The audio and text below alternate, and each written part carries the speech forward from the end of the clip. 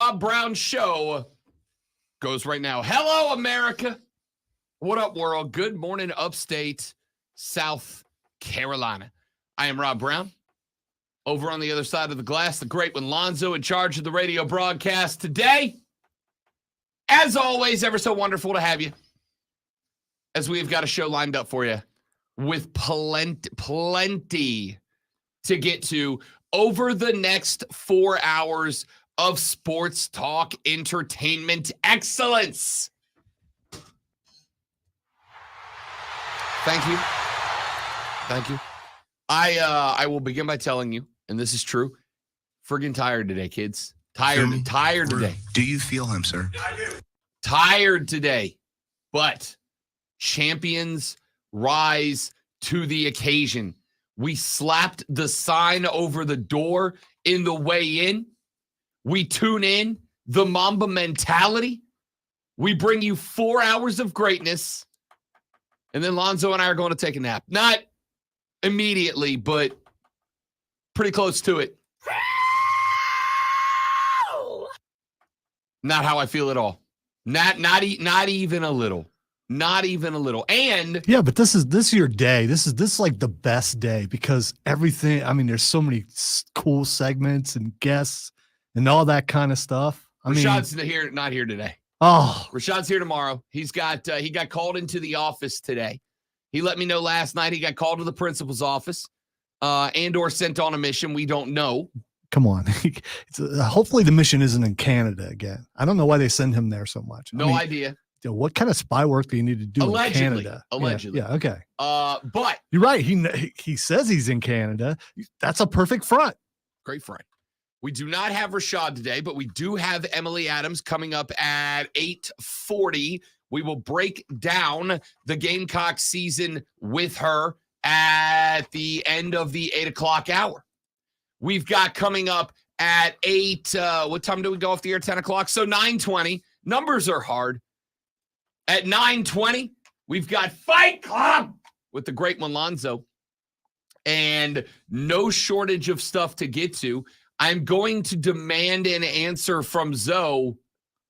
Am I on the wall? Or does my Goldberg streak of not taking a predictions punishment stay alive one more time? All right, I'm just going to tell you now that I decided in my omnipotence, my powerful position, that I didn't have enough people picking. And so, all right, if you would have lost, we would have still did it. Ah, there it is. Okay, but you didn't lose. There it is. I think you were nearly perfect. But 4 people didn't pick. Only 3 people picked. That's not enough. I think if you're going to face the wall, you need it. And if you don't pick, I don't think you get to shoot unless you're unless you're a sponsor. If you're a sponsor, you can come in and do nothing but walk in and I respect that.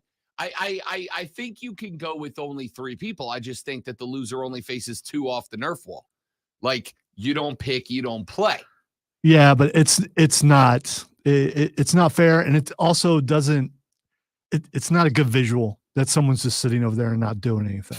And let's face it, if you're on the wall, you can't really stop someone from going over and getting a gun anyway. And then you got to think of punishment for that person for participating when they shouldn't be. And it's just it's convoluted. So anyway, I decided to not do it. But if you would have lost, we would have did it. All right. We have got a lot that we need to get to into the radio broadcast today. We found out yesterday that despite just a little bit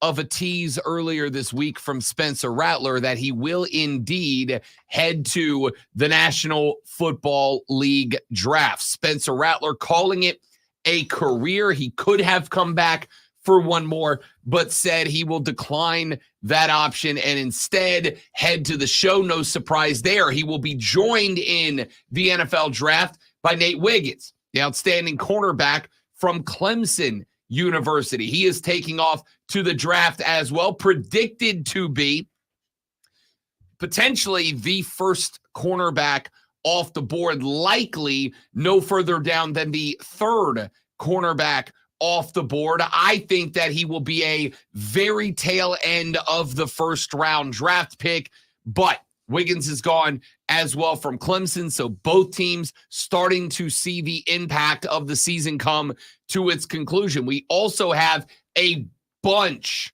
of transfer portal news to get to. Riley Leonard, the outstanding quarterback at Duke, will be the outstanding quarterback of somewhere else moving forward. And hey, what do you know? Notre Dame is in the mix. Not just in the mix, but the smoke up on social media right now is that Notre Dame will be the landing spot of Riley Leonard, the former Duke quarterback. Here's a fun fact. Do you know who Notre Dame plays in week 1 next season? That would be the Aggies of Texas A&M. Who's their new head coach?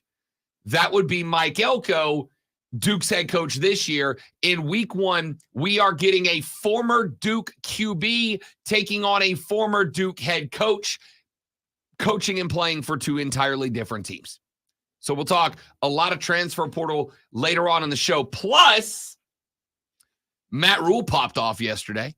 He got a little controversy started. We're going to talk about and listen to the comments of one Matt Rule later on in the radio broadcast. I also found yesterday, this was very interesting, and I'm going to jump in with this because we're going to do a lot of this in the first hour. ESPN did a deep dive. ESPN did an analysis of every college football roster as of today. And they did an analysis of every roster in order to find out how many players on every roster were original recruits to that roster and how many players from every roster were transfers in. And here's what they found. According to ESPN, up until this year, the average FBS roster was comprised of 6.5% transfer portal players. 6.5%. At the conclusion of this season, great one, they found that the average FBS roster across all FBS ball, the average FBS roster is comprised of 20.5% transfer players. That means when you look at a team on the field on Saturday, week 1 of next year, that 1 out of every 5 players that you see were not originally recruited by that school. They were brought to that school out of the portal. 20.5% of players on any average FBS roster are now transfer players. I didn't catch it entirely. Because of math, how much has it risen from last year? From 6.5% to 20.5%. I wonder what the cap will be on that. When will it even out? When you say even out, what do you mean? Where you reach a percentage like where we go, okay, it's just 20% forever. That's going to be that average for, it'll fluctuate up and down a little, but it'll be like, right in there going forward as long as this is the way it is. Is 20%, is that it? Or is it going to go up higher? That's a great question, to be honest with you. That's a real good question. And it's going to be interesting the next couple of years. I don't know that we can stick a number on that. I do think, as I have been following and tracking the transfer portal since players were allowed to open their name, the official opening day of the transfer portal is December 4th. That is next Monday.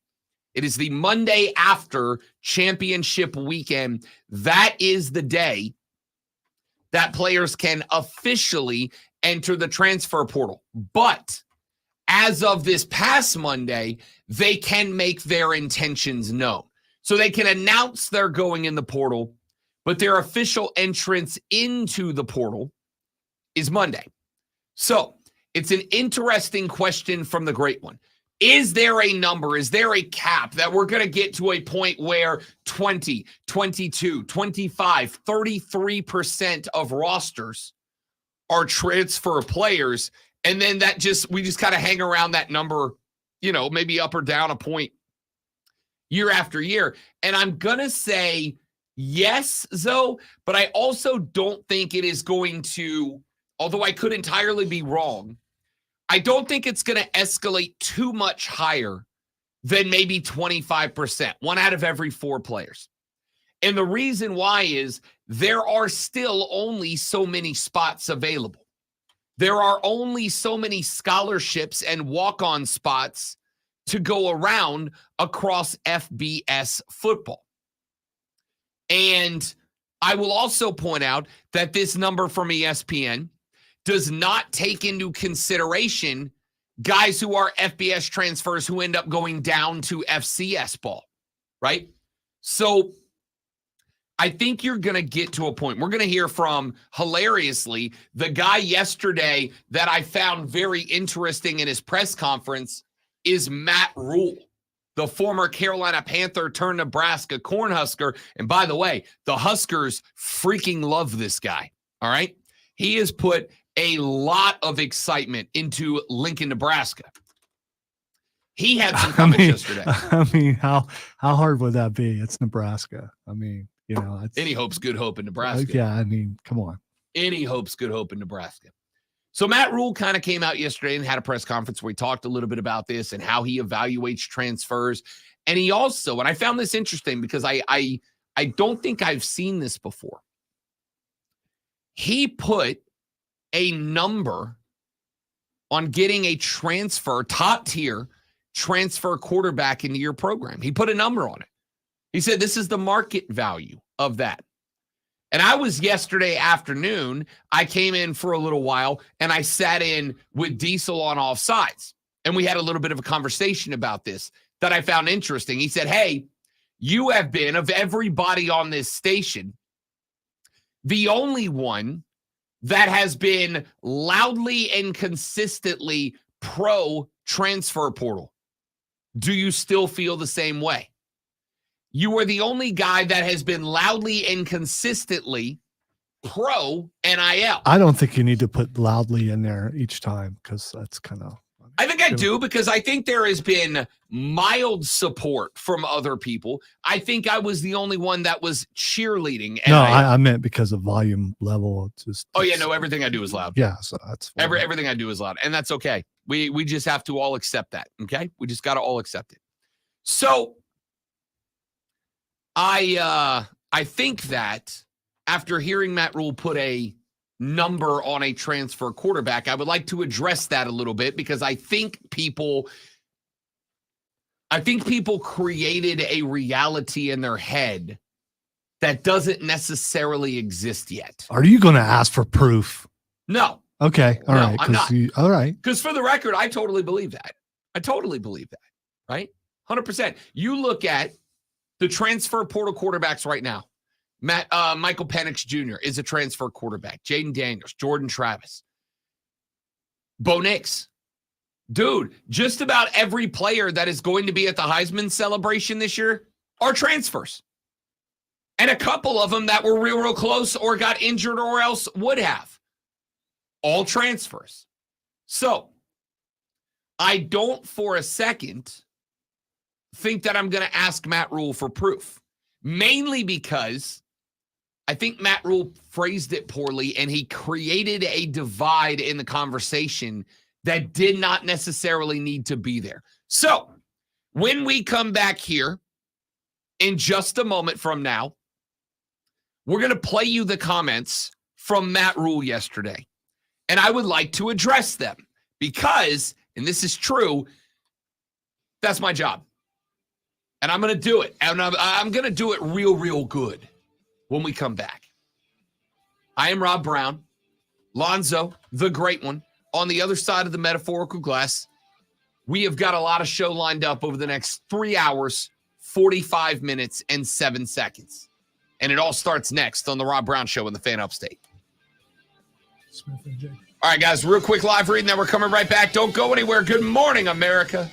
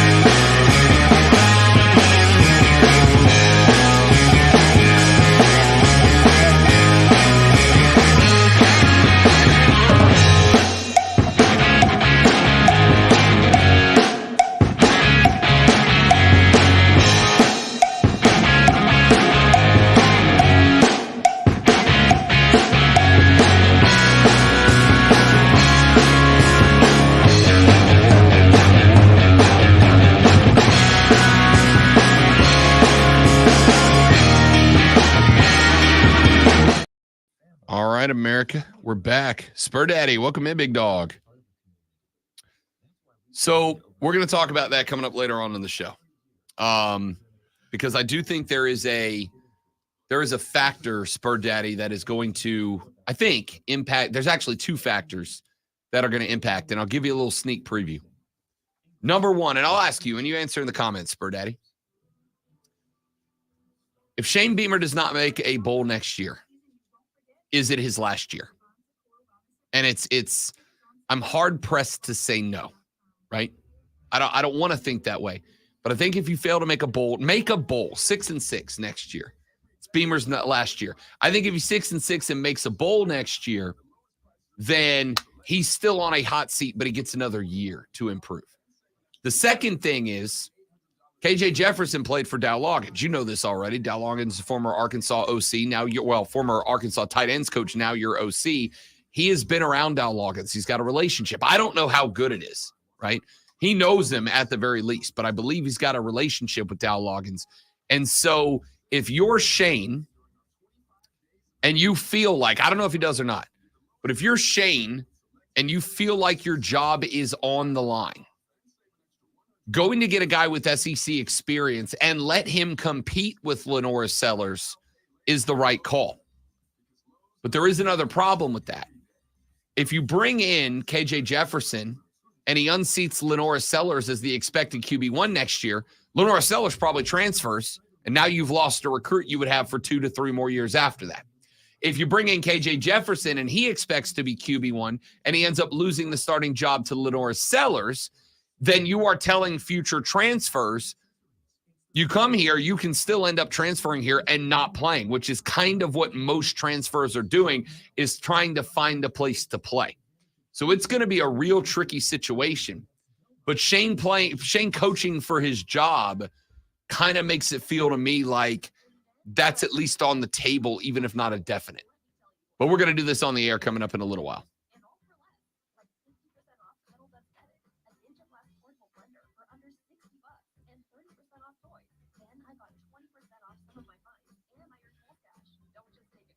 But I'm glad you brought it up.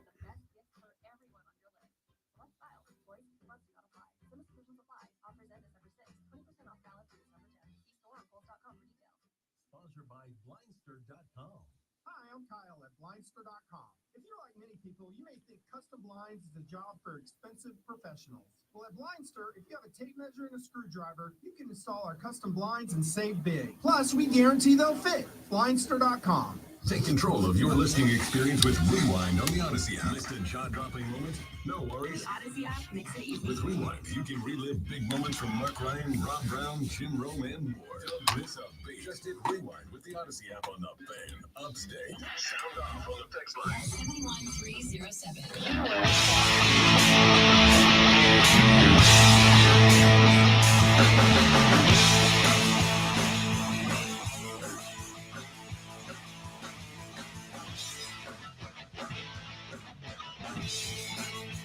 The Rob Brown Show rolls. I couldn't get the button pushed, man. Button, like the no button just wouldn't. No. It wouldn't know. It wouldn't know. The Rob Brown Show rolls. I think you were just missing the button because it looked like you're off just a I little. was fumbling, man. Couldn't get it. I can next time just point and I'll turn it on over here for you. Matt Rule is the new head coach of the not new. He's obviously been in for a season now, but the soon-to-be second-year head coach for the Nebraska Cornhuskers. They got a lot of optimism behind Matt Rule up there in Lincoln, Nebraska, and I understand it. Everywhere he's been as a college coach, he's done well. And the Nebraska team very clearly got better as this season went on. It started really poorly, but the deeper into the season we go, the better Nebraska look. The results weren't always necessarily there on the scoreboard to show for it, but the team looked dramatically better at the end of the year than it did at the beginning. And that's what we've talked about with Matt Rule in the past. He's a 3-year turnaround kind of guy. Year 1, change the foundation. Year 2, get the talent in place. Year 3, you got a good football team. And we'll see if Nebraska can maybe jump back into the mix in a conference that frankly desperately needs them too for credibility's sake. But That is not what I want to address with Matt Rule. What I would like to address are the comments, particularly one comment that he made yesterday when he was doing his end of season press conference. Matt Rule got up in front of a room full of reporters in Lincoln, Nebraska, and they had obviously plenty of questions for Matt Rule. They asked him about Jeff Sims, the quarterback, and kind of how that relationship came about. And they asked him about the offensive identity and the defensive identity and yada, yada, yada, yada, yada. But of course, the thing that they needed to ask first and foremost was, where do you go from here? How do you handle recruiting? And how do you handle the transfer portal? Because that is, whether you like it or not, a major part of college football in the year 2023. And Matthew Rule had a very interesting take. I'm going to go with clip one here, if you don't mind, Lonzo. Matt Rule was discussing quarterbacks. Matt Rule was discussing how he wants to get a quarterback. Matt Rule was discussing how he's going to handle that position. And Matt Rule said this. I think that the portal for me is I either want to, if we go to the portal, I either want to get someone with at any position, someone with multiple years, I think is on caliber with the guys that we have, or someone who's instant impact upgrade, like someone who can make a difference. Make no mistake that a good quarterback in the portal costs, $1 million to $1.5 million to $2 million right now. So just on the same page, right? So let's make sure we all understand what's happening.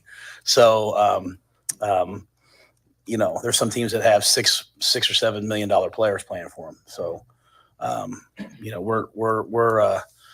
we just kind of believe in doing things like the old school way, the hard way, building.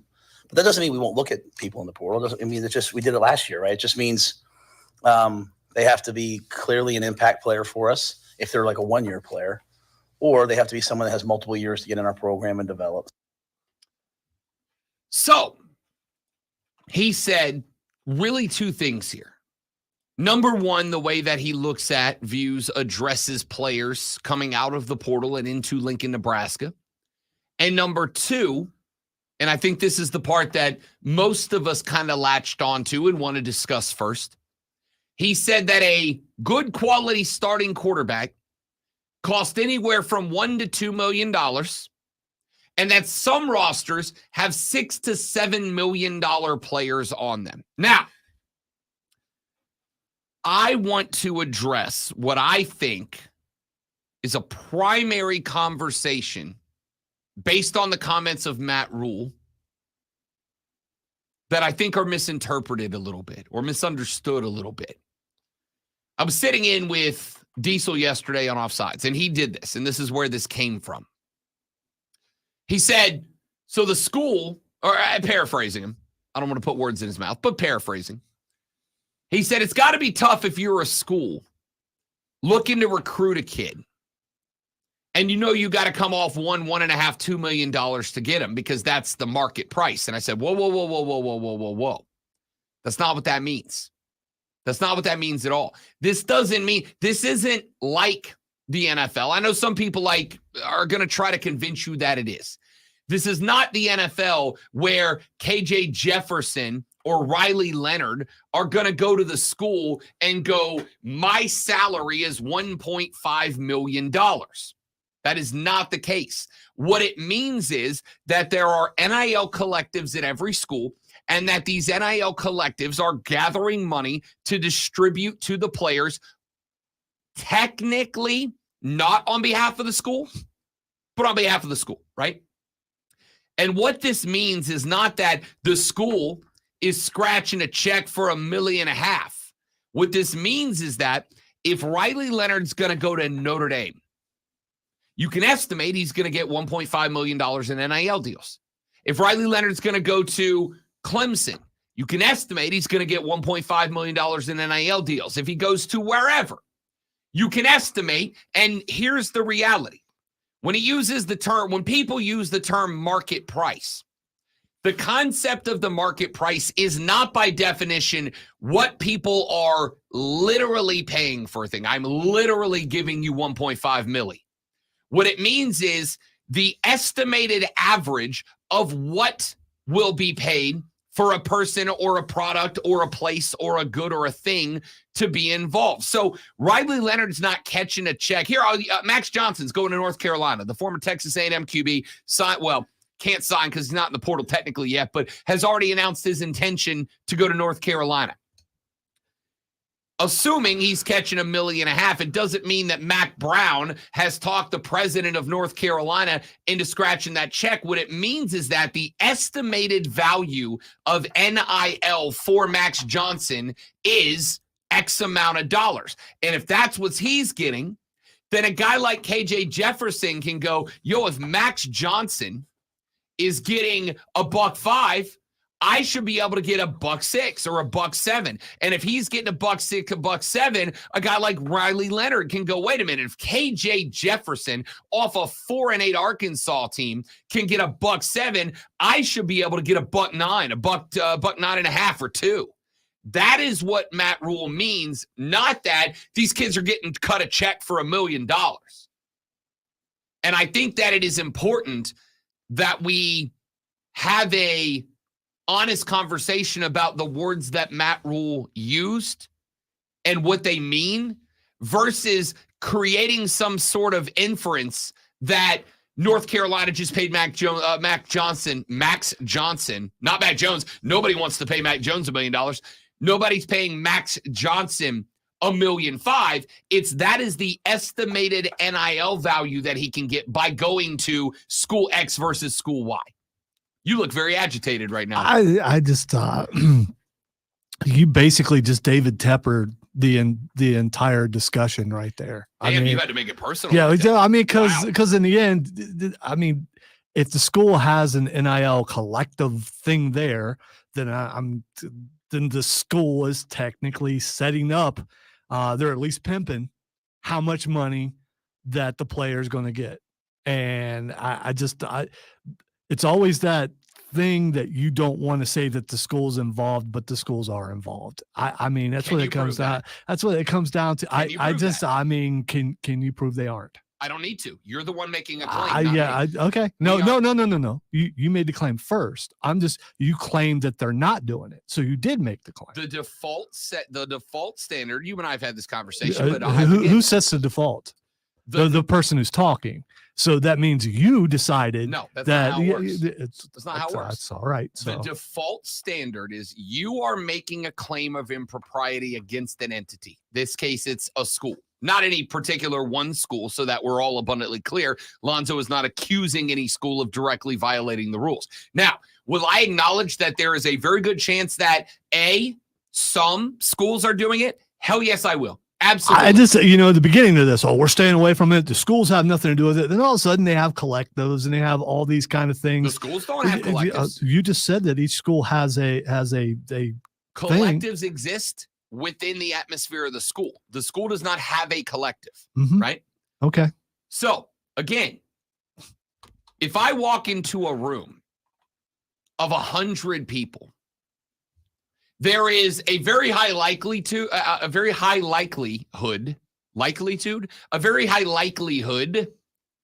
that one or two of them are probably committing some sort of criminal act on the regular, right? Whatever level it is, misdemeanors, felonies, whatever. If I walk into a room of 100 people, it is likely that one or two of them are routinely engaged in some sort of criminal activity. That does not mean that I get to start looking people in the eyes and going, you're a criminal. If you have on your campus, if you allow organizations or whatever, the collective to be on your campus, then you are acknowledging that you're backing those things. This is all a wording thing, which is I don't disagree. Which is it's a fight that we have that's not necessary. They're paying players, man. It really comes. Whoever's paying them doesn't matter. They're getting paid. It's the norm now. It's just it's a fight that I don't get. It's a fight that I don't understand your defense of it. When it comes down to it, I think Matt Rule was right. I think they sit down and go, okay, this is going to cost us this much. Doesn't matter where the money's coming from. That is the semantics, though. It does matter.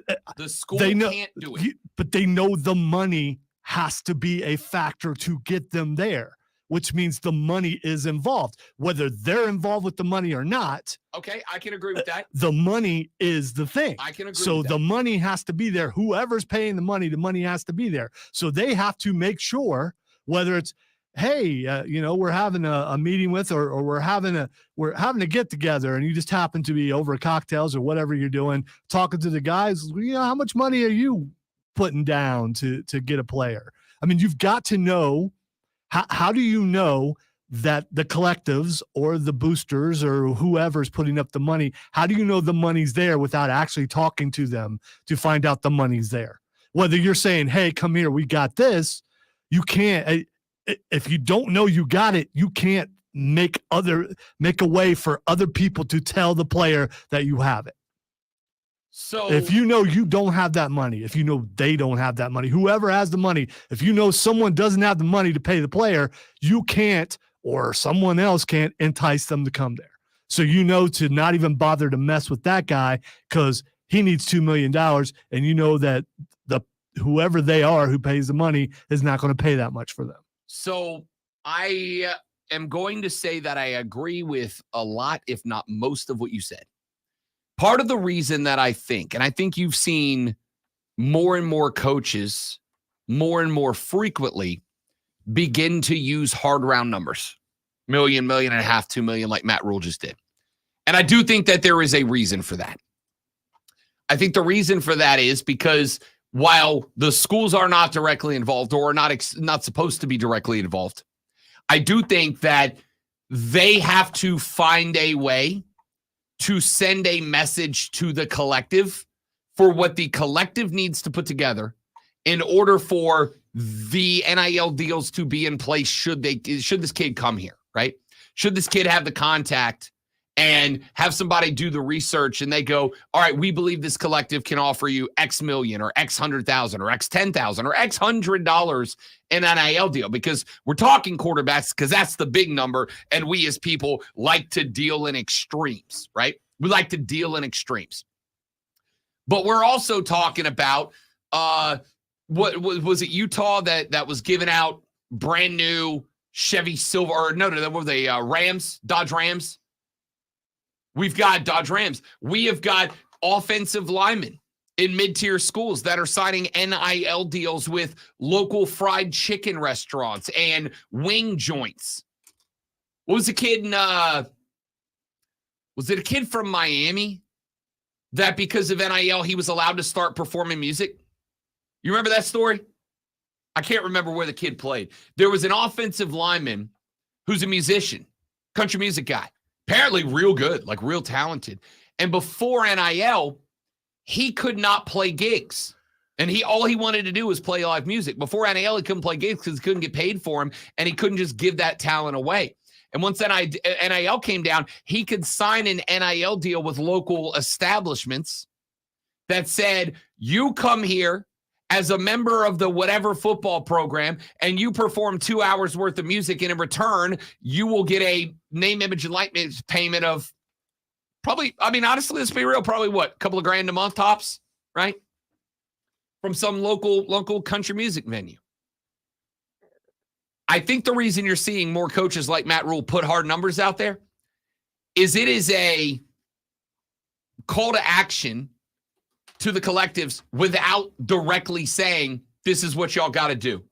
You want us to go get a top-notch quarterback out of the portal? You want us to get a Max Johnson, a Riley Leonard, a KJ Jefferson? You want us to get a QB out of the portal? It's going to cost us $2 million. Can you do it?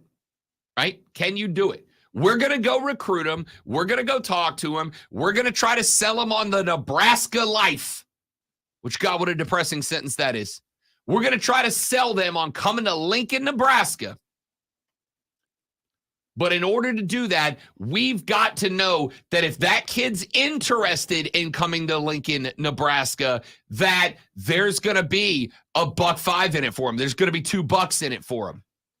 And that's on you guys. We can't be involved in that, right? And I think that's where this conversation comes from. So I just found it interesting. I also find it interesting that all of this is coming from a guy who made his money this year with a transfer quarterback. Jeff Sims was the former Georgia Tech quarterback who transferred up to Lincoln. Matt Rule can sit here. And again, I don't think Matt Rule's anti-portal. I think Matt Rule is I think all coaches are kind of trying to like push it down a little bit. Like, let's not let this thing continue to roll downhill. Well, yeah, because if you, like he said, you want a player that's going to be there a couple of years. Hey, go find them. Yeah. That's your job. Is it possible? Yeah. I mean, the climate, the landscape seems to be changing to where as soon as that window opens up, so many names are just popping up there, big time names you didn't think would move. And so it's going to be fun this time every year for us and people on radio and TV trying to figure out who's going to be the starting this or that next year. I'm glad you said that. When we come back here in just a minute from now on the Rob Brown radio program, I want to address that. I think coaches are trying to push down on the transfer portal, trying to kind of use their words the best they can as a hindrance to the portal. Maybe not for the reason that you think I think. That was a real bad way to phrase that. Maybe not for the reasons. Shut up. We're coming back next segment with that. I'm Rob. He's Alonzo. The Rob Brown Show rolls on. It is the Fan Upstate.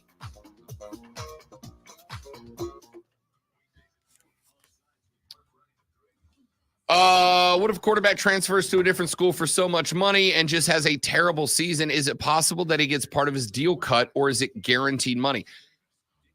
Contracts, man. NIL deals, just like every other deal, are contracts, and they're contracts that have to be dealt with. So look at DJ when he signed with it was Dr. Pepper, yep, right? It was. And then to some people's standards, he wasn't that good, even though he still had a very much winning season. Yep.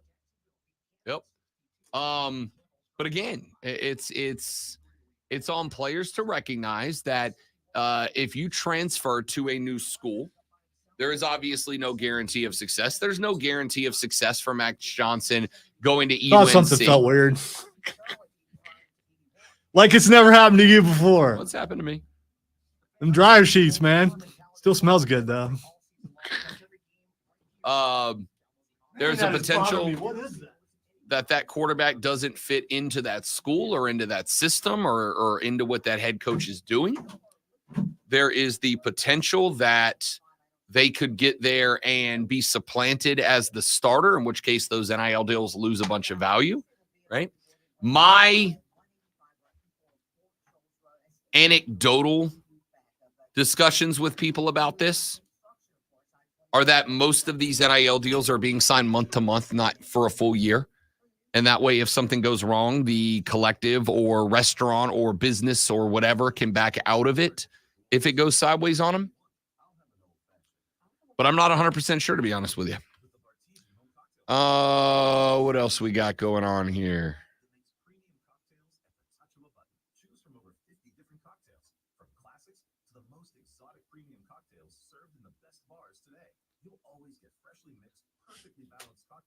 I did not see Barry Manilow sing All I Wanted for Christmas Is You last night. No, that's it. Nope, that's it. I didn't see that. Is it possible to put a cap on this NIL transfer stuff, or is there already a cap? Why? Let me start with this, Jersey Joe. Why? Why should there be a cap on it? Right? Because there is in other sports. Right. Because those players have players unions and they agree to it. You want to put a cap on it? I'm fine with that. Allow the college athletes to form a union. Allow the college athletes to negotiate with attorneys on their behalf to a point that the players go, okay, we accept an NIL cap per school of X $1 million. But if you're not going to allow them to unionize, then no. The only reason there are caps in professional sports is because the players agree to them.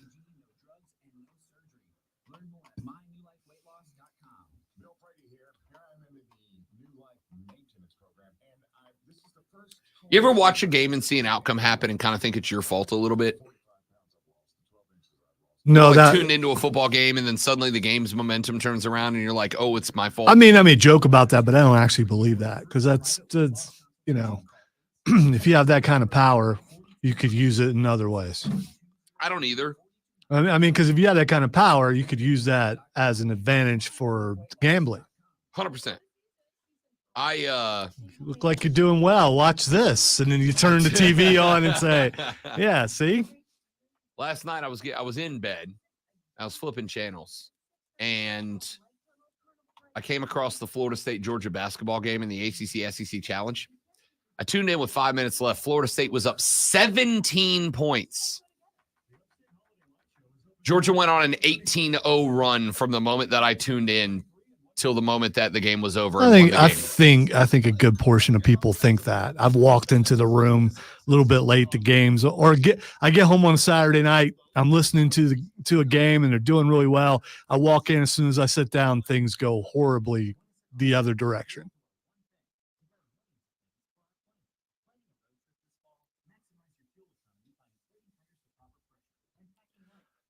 It's just like wearing the same underwear for every game or turning your head a certain direction while you're watching the screen. None of that really works.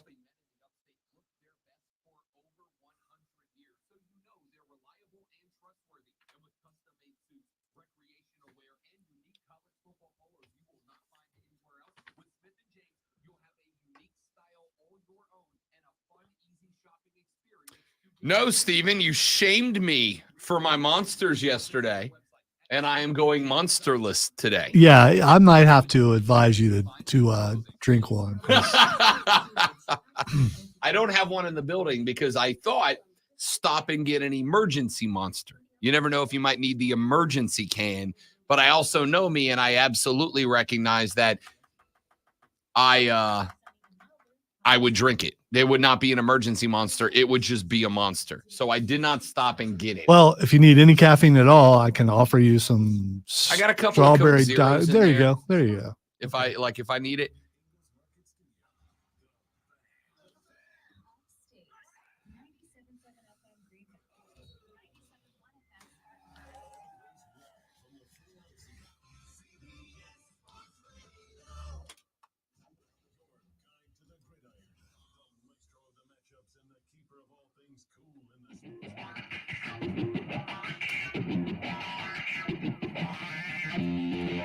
Good morning.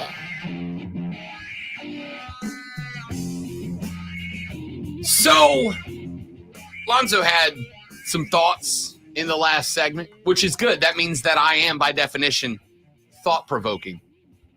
America. Why are so many coaches let me put it this way. Lonzo, in the couple of years now that the transfer portal has existed, have we heard a head coach yet go, I love the portal. I think the portal's great. I think it's fantastic. I think it's amazing. I think it's awesome. I am shocked we didn't come around to this idea significantly earlier. I don't think we have. There may be a mid-tier school guy somewhere that said it, but I am unaware of any coach who has ever come out and expressed affinity for the portal. Although he didn't say it, he tried it. Some guy used to coach for Texas A&M. Brought in a bunch of high price players. Jimbo? Yes. So you still never heard Jimbo say, I love the portal. Clearly, he was more than happy to utilize it with maybe the most... Didn't work. No, it didn't. Hilariously didn't work. You don't hear that. And I'll tell you... it turns out that you actually still have to coach. You do have to be a good coach. And I told y'all when he got there, he's not. Well, I didn't tell y'all because I didn't live here then, but you get it. Anyway, I have a theory on that. Coaches don't like the portal for one reason and one reason alone. It makes them work harder. That's it, right? It makes them work harder. It makes you work harder in some different ways. But the primary one is this. You have to recruit 3 times now. You have to recruit 3 times now. Number one, you have to recruit players out of high school to come to your school and play. right? Just like always. You got to pound the pavement. You got to get out there. You got to ride the back roads. You got to go to high schools around America. America. You got to talk to players, talk to coaches, talk to parents. You got to kiss some backside. You got to shake some babies and kiss some hands and get high school kids to go, yeah, coach, I'll come play for you. Then you've got to recruit out of the portal itself, right? You got to look at the kids in the portal and you got to go, because even Matt Rule just said it. Like, he's like, oh, it's $1.5 million, it's $2 million. But then what was literally the very next segment? When we take kids out of the portal, we're looking for guys that either have multiple years of eligibility left, that are going to be here for a while, or guys that are immediate impact players. Guys we know, they come out of the portal onto our team, they are day one starters. Out, no questions asked. Or what he meant to say, it's Nebraska, man. People are only coming here for money. I don't know, man. There's a lot of Husker pride up there in corn country. Corn. Because they got all that corn. And then if you get bored with the corn, you can get the hell over it, because that's what we got up here. We got corn. All right? Those corn hats are still kind of, I want one of those. You know, I'm not that big of a corn guy. It's not a corn I guy. want a cheesehead hat. I want a corn hat. I just want one. I mean, you know, I'll wear them once and I then respect that. So now you've got to recruit kids out of high school. You got to recruit kids out of the portal. You got to talk to these kids in the portal and go, listen, I know you're going to get offers from 1 million schools, but here's why you should come to Nebraska. Nope. Perfect. But that's not it. You're not done. You know who else you have to recruit? You got to recruit the kids that are on your team, right? You recruit them once out of high school, and then once they're on campus, you got to recruit them again. You got to convince them why they should stay. Because if they know, hey, look, I probably don't have a chance here. Or, you know, I came here with every intention of being a starter, but the very next year they went and recruited this 5-star kid out of Apalachicola, and he's going to come in here and take my job, and I'm never going to play a snap here. I'm going to go somewhere that I can. Or, hey, man, like, I know I only got 100,000 in NIL deals here, and I can get $250,000 in NIL deals by going over there. Whatever the reason that a kid might hit the portal, or, hey, I just hate my coach. He sucks. Or he fired my position coach, and that's who I came to play for. Or I came here to play for this head coach, and he has now moved on to another job. Whatever, there's a million reasons. You have got to recruit kids from high school to your program, out of the portal into your program, and the kids that are on your team to not go in the portal and stay on your program. The reality here is coaches hate it because it is just more work for them. I don't think you can be an old school coach anymore. You can't come in and be hard nosed and do the things, put players through grinds and things like you used to be able to do, because now you have to coach them and you've got to kiss their butt at the same time because you're afraid they're going to leave. And it's got to be so much more difficult to be a college coach in this day and age than it was even a decade ago. I'm going to say this response, Lonzo, and it's going to come across as very snarky. Please understand it's not directed at you. It's directed It's directed at me. But that's fine. It's directed towards that attitude. Shucks. Yeah. Okay. Am I supposed to feel bad for you, Matt? So you just shucks corn. I get it. I'm just saying, if coaching was my profession, my chosen profession, I would try to get out of being a college coach and try to go to the NFL. That's a bummer. I'm sure Matt Rule's contract would just be such a labor on you. I'm sure making $6.7, $8.9 million, and you go, oh, but I have to be nice to these kids. It's not worth $9 million a year. I don't know about you, Zoe. I could kiss a lot of butt for $9 million a year. I'll tell anybody that I need to tell how amazing they are of a person for $9 million a year. Anybody. Don't care who it is. What's with you in the butt kissing after the question yesterday about VKM? $9 million. I will VKM whoever wants to be VKM'd. All right. I would join the KMA club all day for $9 million. What if it's only $6 million? Is it? I mean, yes. Okay. All right. Yes. What if it's $1 million? Yes. Okay. All right. That is life-changing money. I'm not going down from there. So Yes, Trey. Yes, Steven. Yes, Brandon. Even you. All right. So the reality here is I'm looking at a guy in Matt Rule that recognizes this job's hard now, right? It wasn't like this when he was at Baylor, when he was at Temple. This job's hard now. You got to recruit kids out of high school into your program. You got to recruit kids out of the portal into your program. And you got to recruit the kids in your program to stay in your program. And as Brandon, noted Georgia Bulldog fan, has pointed out, you know what Nick and Kirby and Dabo are doing better than anybody else to where they don't have the headache that a Matt Rule has? They are building a fundamental culture within their program that kids want to be a part of, that kids want to be there for. And oh, by the way, a fistful of rangs ain't hurting nobody's feelings neither, right? Create a culture. It's hard to do, but if you do it, all this other stuff we're talking about becomes less of a headache.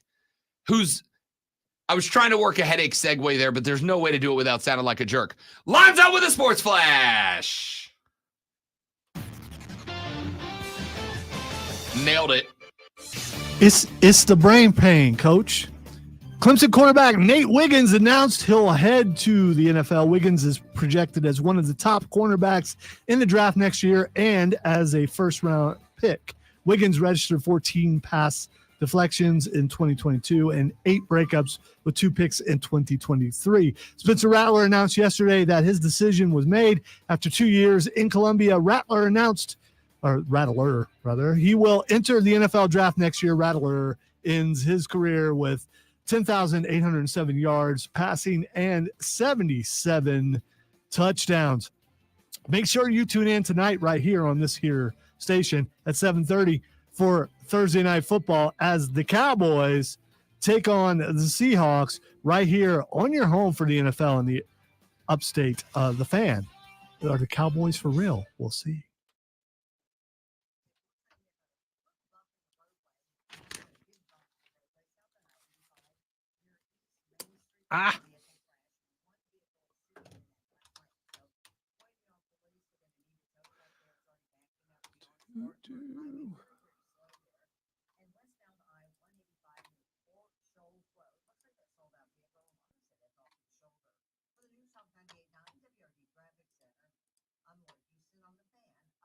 Here's another remarkable success story from QC Kinetics. This one from Chad, who hurt his knee at the gym one day, and it just kept on hurting for months. From my high school football and wrestling days, I already had a little bit of damage in there. This just sent it over the edge. Chad tried traditional treatments with no improvement when he turned to the non-surgical regenerative treatments at QC Kinetics. It was really fascinating how they did their work, and the science behind it was very intriguing, and it works. Extracting the cure out of my own body blew my mind.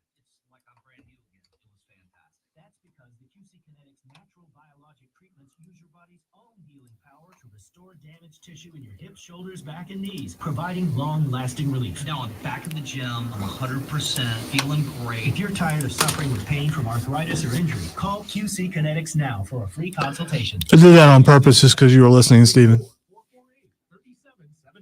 That's 864-448-3772. 864-448. You know, even if I'm out of time, if I got a chance to dig at the Cowboys, I'm going to do that. What is time? I control time here. You do? Yes. Can you back it up about 20 minutes? I control time within boundaries. I mean, you know. Are you ready to experience MVP treatment in banking? Look no further than Founders Federal Credit Union, where personalized service is the winning play. Don't settle for being just another number. Join Founders and receive the personalized attention you deserve, along with great rates, loans for any reason, and a dynamic online experience. Visit one of their 41 convenient office locations or visit foundersfcu.com. What is the best song about time? Is it Steve Miller? Is it, a song that talks about time? Is it Time Can't Give Me Time by Culture Club? I am not saying this is the greatest song, but the first song that came into my head was Time Is On My Side. Yes, Wow. It is. I don't know why that's the first song that came into my head. Time is on my side. Yes, it is. Proof that the Rolling Stones can do anything as bad as that song was, and it still was a hit, probably. Time by Pink Floyd. Do you want a song that has time in the title or a song about time? It's Because if yes. it's about time, I'm going Yesterday by the Beatles. Yeah, but they don't mention time. I think time, the word has to be All right, in so there the- somewhere. Yeah. Um, Even if it's just a line in the song, the title has nothing to do with time, but it's sitting on yeah. the dock of the bay, watching the time whirl away. yeah, see, time's in there. And he's talking about time, I guess. Too much time on my hands. There we go. I've got too much. Time warp. Let's do the time warp again.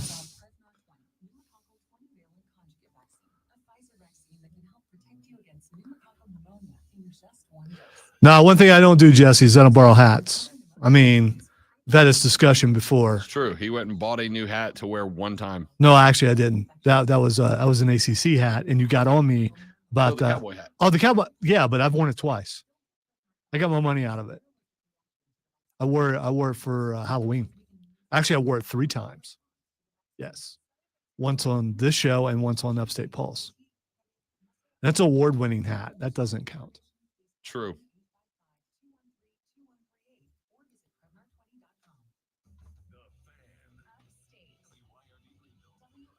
I was at a beret at one point when I wonder what happened to my beret. I'd be rocking that thing like Sam Kinison right now if I could find it. Sam Kinison.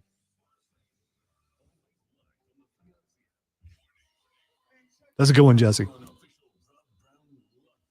TikTok.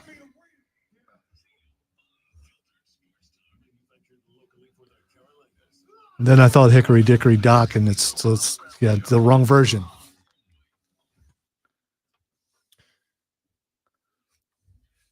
Hour numero dos of the Rob Brown Show goes now. Welcome back, ladies and gentlemen. The Rob Brown Show is in your ear holes. This is the Fan Upstate. I am Rob, the great one. Lonzo on the other side of the metaphorical glasses. I'm pushing the button switch, and the switch is making the show sound as good as it does. If you'd like to be a part of the radio broadcast, multiple ways for you to do just that. First off, you can join us on our live stream every day, all 4 hours at facebook.com/thefanupstate, twitter.com/thefanupstate, on YouTube by searching and subscribing to the Fan Upstate, or on Twitch by finding the Rob Brown Show. You can text us on the carpros.com text line at 71307, 71307. Start your text with FAN, F-A-N, FAN, F-A-N, and we will read them on the air. The text line is officially open. You can tweet us or X us or post us or whatever you do on that website at The Rob Brown Show, at Lonzo on Word, W-O-R-D. You can get at us on the email, rob.brown@thefanupstate.com. So I want to address one comment real quick, and then we will move on to the water cooler cheat sheet. Scotty Too Hottie Hawkins has made his appearance on the stream this morning. And he said in the NIL, the student athletes no longer have to worry about commitment. It's all about the money, just like the NFL. And like Lonzo said, you have to kiss their butt, and the players want their butts kissed, creating a world of spoiled brats. Scott, please know that what I'm about to say is simply discussion, not meant to be taken as disrespectful, because that's not my style. But no. This whole, we're creating an environment of Charmin. Guys, you line up 80,000 deep on Saturdays to watch these guys play football. What are you mad at? What are you mad at? You spend, I'm not saying you in particular, Scott, but this take. We crank $80K into stadiums on Saturday to watch these kids play what is effectively a glorified child's game. Okay? Because they can run fast, throw and catch a ball, and make good tackles. We put $80K into buildings on Saturdays around the country, not in one place. dozens of stadiums every Saturday put $80K in to watch them play. So for them to go, I would like a piece of the puzzle, please. I would like a slice of the pie, please. Why is that bad? Why is that bad? When they want a slice of the pie that generates north of $1 billion a year in that industry, and they're the ones doing the work, right? You know how I know that? Because ain't never a lower level football program succeeded. Never. The USFL, the XFL, like I want them to be great, but the reality is very few of you are tuning in. This is going to maybe get me in trouble, but it is what it is. Furman's got to beg people to come out on Saturdays to watch football. I'm one of them. I go. I love it. I'm trying to find a way. I won't be able to make it this Saturday for the first home playoff game. You absolutely should. But Furman, and I mean this in the most complimentary way, absolutely and entirely works their zizz off to get you in a building on Saturday. South Carolina doesn't have to try. Clemson doesn't have to try. Georgia doesn't have to try. Alabama doesn't have to try.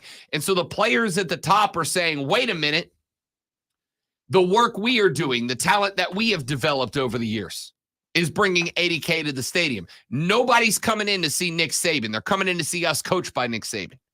Nobody's coming into the university. You're not selling $80K for a theater production. You're not selling $80K to watch a kid do a damn chemistry experiment, as a very popular and famous movie once said.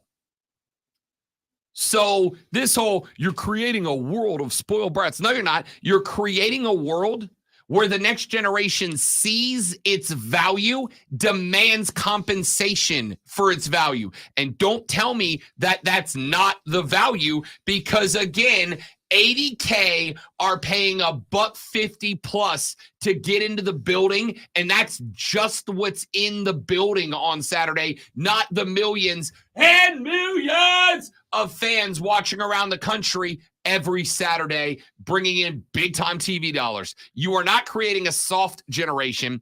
You are creating a generation that goes, I know my value, and I want my value, and there is nothing wrong with that. SAWFT, soft. And it's not just there, it's in the workforce in general. And it's not just because I'm getting older, but work ethics are not what they were 10 years ago.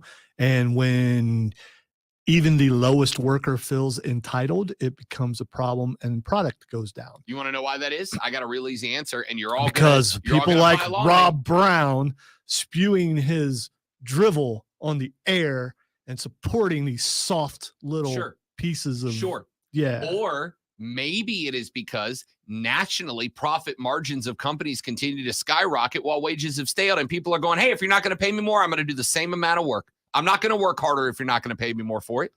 And now people who have always lived on work hard no matter what are being told, no, I'm good.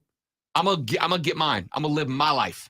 I'm not going to work hard because that's what you're supposed to do. I'm going to work hard because I'm compensated for it. Hey, man, show up to work, do your job. Don't find a reason to not come in. I mean, you know. Steven said, Scott, meet Liberob. Hey, whatever. Whatever. Oh, he could go a lot further. You're damn right I could. But You're damn right I could. That ain't happening. But instead, yes, I got to do the water cooler cheat sheet. Are you ready for the playbook of the peculiar, the almanac of the absurd, and the encyclopedia of the extraordinary? Well, you better be, because we're diving headfirst into the 3 top stories that will have your coworkers saying, You hear that? bathroom break. You can't use that one. No. Here we go. Welcome why it applies. cheat sheet on the Fan Upstate. And I was already there. So, I mean, you know, I'm not going to say I panic because it still works. And the powers that be can go, why did you do that? Because we're talking about the water cooler. The water cooler cheat sheet, the 3 sports stories you need to know before you head into work this beautiful November 30th of 2023. Let us begin with item number 1.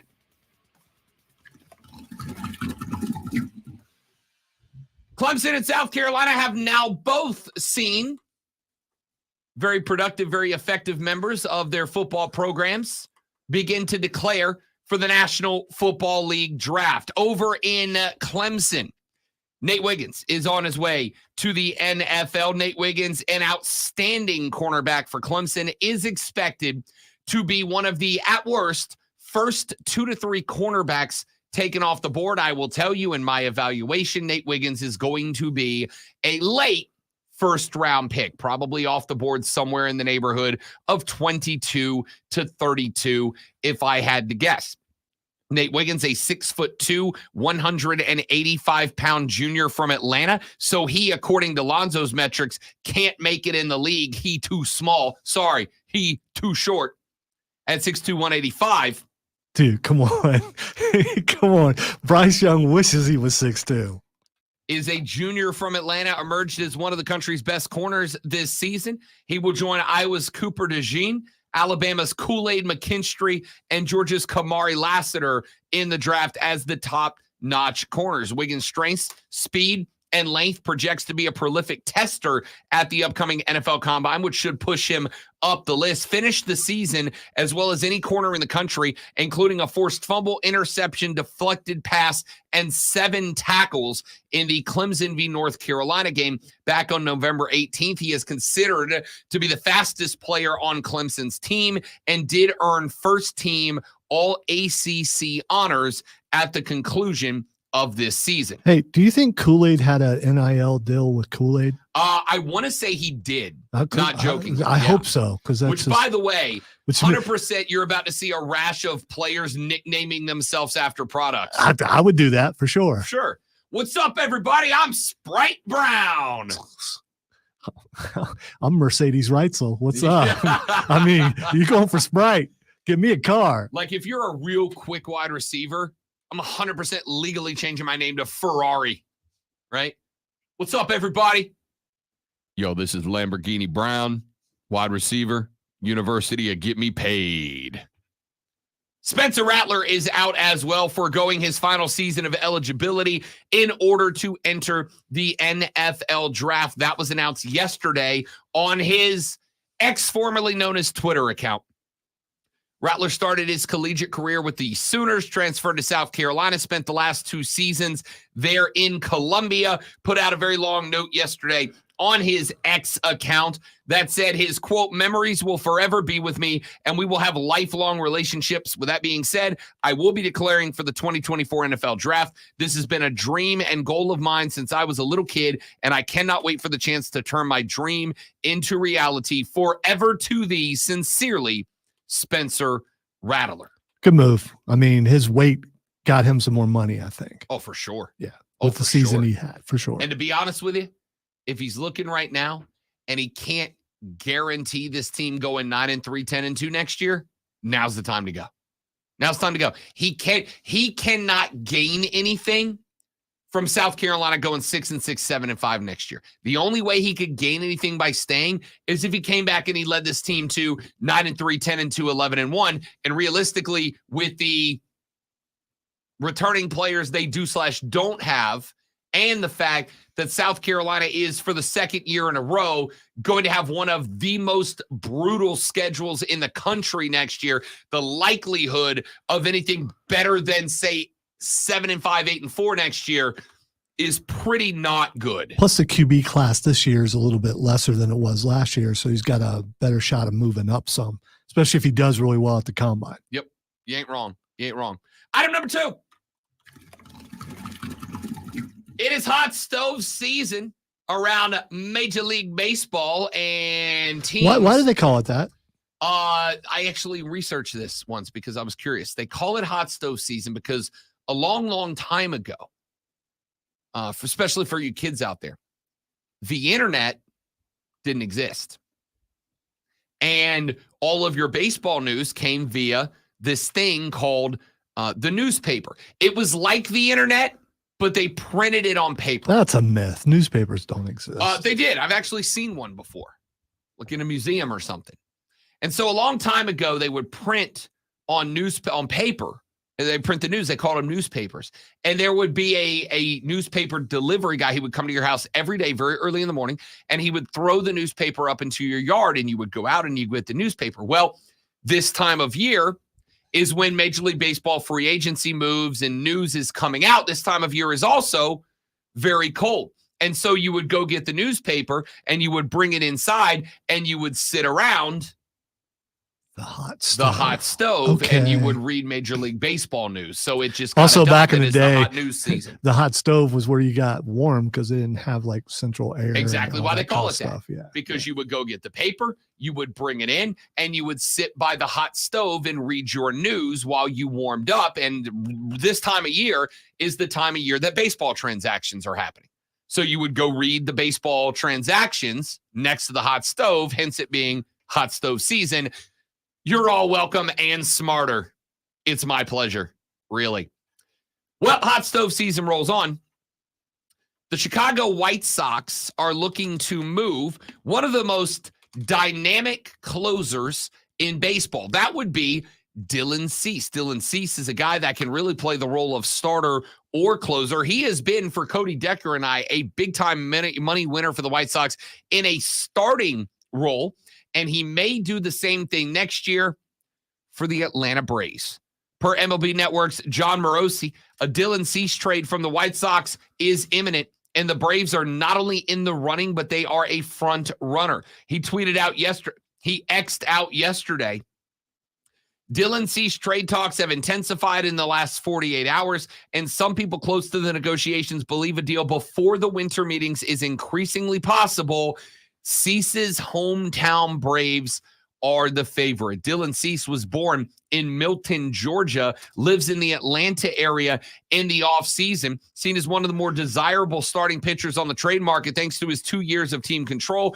Cease has a career 3.83 ERA across 123 career starts for the White Sox, spanning parts of 5 seasons. His best performance, 2022. He was runner-up for the AL Cy Young after going 14-8 with a 2.2 ERA in 32 starts, including a complete game shutout. So while there have been a lot of minor moves out there for Atlanta, the Bravos could potentially end up landing one of the most coveted starting pitchers in Major League Baseball's hot stove season in Dylan Cease. We will find out. And now we move on to item number 3. I thought about putting transfer portal news here. I thought about telling you about KJ Jefferson. We're going to talk about him coming up here in a minute. I thought about telling you about Riley Leonard. We're going to talk about him in a minute. I thought about telling you about Max Johnson. I'm going to talk to you about him in a minute. But I've decided instead to do this. The New York Jets yesterday have officially opened the 21-day practice window for Aaron Rodgers. Aaron Rodgers, of course, tore his Achilles back in week 1. There was all the hype, all the offseason drama going on about Aaron Rodgers leaving the Green Bay Packers, moving on to the New York Jets. The Jets built the whole ass team around him. He played about 67 seconds this season before his Achilles popped. The Achilles is expected to be a recovery time of 5 to 6 months before you can start working out again. Not in football shape, before you can start running around again. Aaron Rodgers practiced yesterday. Now, it was not a full pad, full speed practice. It was pretty much a walkthrough, get out there, jog around a little bit, throw the football, have some guys run routes, hit them in stride, yada, yada, yada. This is, regardless of your feelings on Aaron Rodgers, one of two things. Either an incredible and remarkable comeback story that makes him, by the way, available to be added to the regular season roster in the next 3 weeks. Or an absolute conspiracy theory, as was floated by Greg Doyle of the Indianapolis Star, who said, if this is true, Aaron Rodgers didn't snap his Achilles. There was something else going on. I love it. Let's fight. Do you really love that? I mean, with the modern medicine makes so many advances year after year after year. They get better at things, and he had experimental surgery. And he's been working really hard. We've seen other athletes come back quicker than they're supposed to. I mean, the fact that they're saying that my dude is saying it's a work is that's kind of funny. It's hilarious. Because why would he do that? It's hilarious. I don't know. I mean, works usually have an explanation behind them, like when Michael Jordan went to play baseball. But I don't. Yeah, I mean, first off, I just want to say I'm very happy that Aaron Rodgers trusted science and his doctors to fix his leg. I think that's wonderful of him. That's a wonderful attitude to take. Second off, you're just going to be that way because you're tired, so you got to go back into the yeah. Okay, all right. Second off, no, I don't think Greg Doyle is right. I think he popped his Achilles. I think he is an elite caliber athlete. I think that he is also an incredibly driven and determined dude and has probably done nothing but live, eat, breathe, sleep, fixing himself to get right. Now, Aaron Rodgers did tell Pat McAfee earlier this week that one of the major factors to his returning this year or waiting and rehabbing over the summer and coming back next year is the Jets' playoff chances. And to that, I say, okay, dude. Okay. If you're waiting on coming back for the Jets' playoff chances, we'll see you next year, dog. Because that team's real bad. Real bad. Bad enough that I don't know if you can fix it quick enough to even get a wild card, even though your division's bad, with the exception of Buffalo, who is what, a game under 500 at this point? Although if he's ready to go and he looks like that he can win you like 3 games and get you into the wild card race, do you take that risk? I mean, they are 4-7 behind the 6-6 Bills and the 8-3 Dolphins. You're just looking in that division. I mean, overall, who's got the wild cards right now? Right now, your division winners are the Dolphins at 8-3, the Chiefs at 8-3, the Ravens at 9-3, and the Jags at 9-3. Right now, your wild card leaders are the the Steelers at 7-4, the Broncos at 6-5, the Colts at 6-5, and the Bills at 6-6. So they're right there. I mean, there's just a couple games. So 3 games. 2 games out. Yeah. And there's 6 games left? Yeah. So if you can get 3 games out of him and you know that those are going to be wins, there's no guarantee. I think it's going to depend on do the Jets steal, like, can the Jets steal one in the next few weeks, right? If they can steal one more before he comes back. And by the way, they got a real good chance. They got the Falcons this week, the Texans the week after that, then the Dolphins and Commanders. If they can take one of the Falcons, Texans, and Dolphins, I'm thinking Aaron Washington Rodgers coming back to finish up with the Commanders, Browns, and Patriots, because he's got to be activated in 21 days from today. That would set him up to be back on the Thursday before they play Washington. Right now, he can come back and they can add him to the active roster anytime between here and there. But let's be real. Regardless of how this plays out, if he really did pop his Achilles, and for the record, I believe he's did. I like being a smartass on the radio, but I do believe he injured himself, and that was the correct, or that was the inaccurate depiction of the injury. This is incredible, dude. I need whatever mushrooms performance-enhancing drugs he's on. But you also need the drive that he has and all that kind, and not everyone possesses that. I'm up at 3:30 in the morning. I clearly have Aaron Rodgers drive. Yeah. Clearly. Let's go back and listen to that first hour. What are you talking about? The first hour was money. It was cash. Okay. All right. It was.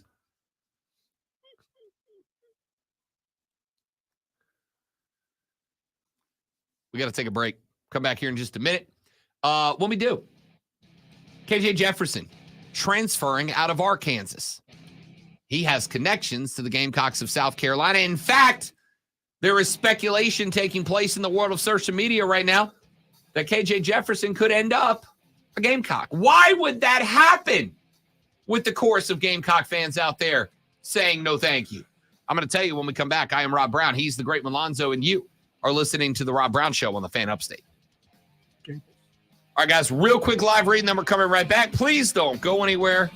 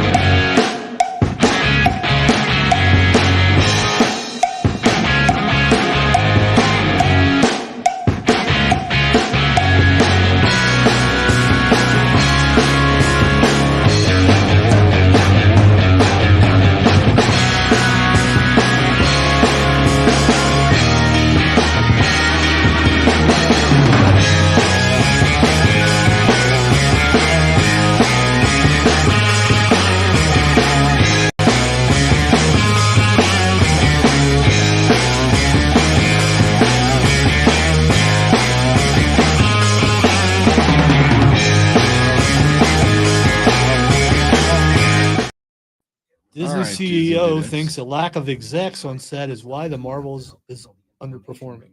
Okay. I thought the movie was pretty good. It's time to stop hiding and get real with your dermatologist so they can help you get clear.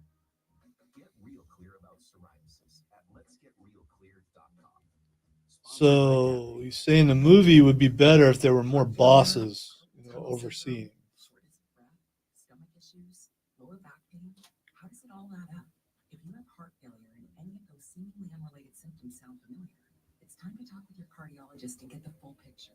They may add up to transthyretin amyloid cardiomyopathy.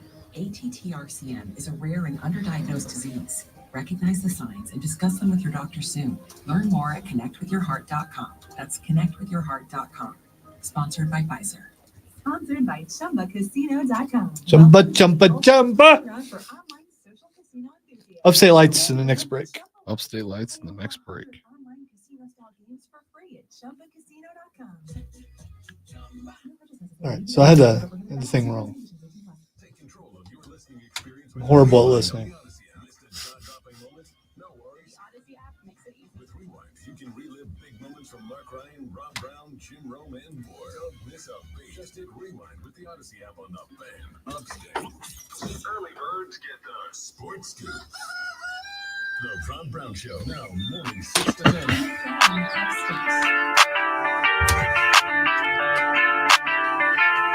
Yesterday, we started getting a rash of quarterbacks entering the transfer portal. Riley Leonard from Duke has entered. Max Johnson from Texas A&M announced his intentions. Not only announced his intentions, but less than 24 hours said that when Monday rolls around, he intends to sign with North Carolina. Come on and raise up. Michigan State, Lonzo, lost every quarterback on their roster to the transfer portal yesterday. They had 3 QBs on the roster. All 3 announced their intentions to place their name in the portal on Monday yesterday. Yeah, Woof. that's good move on their part because all 3 of them did really well this year.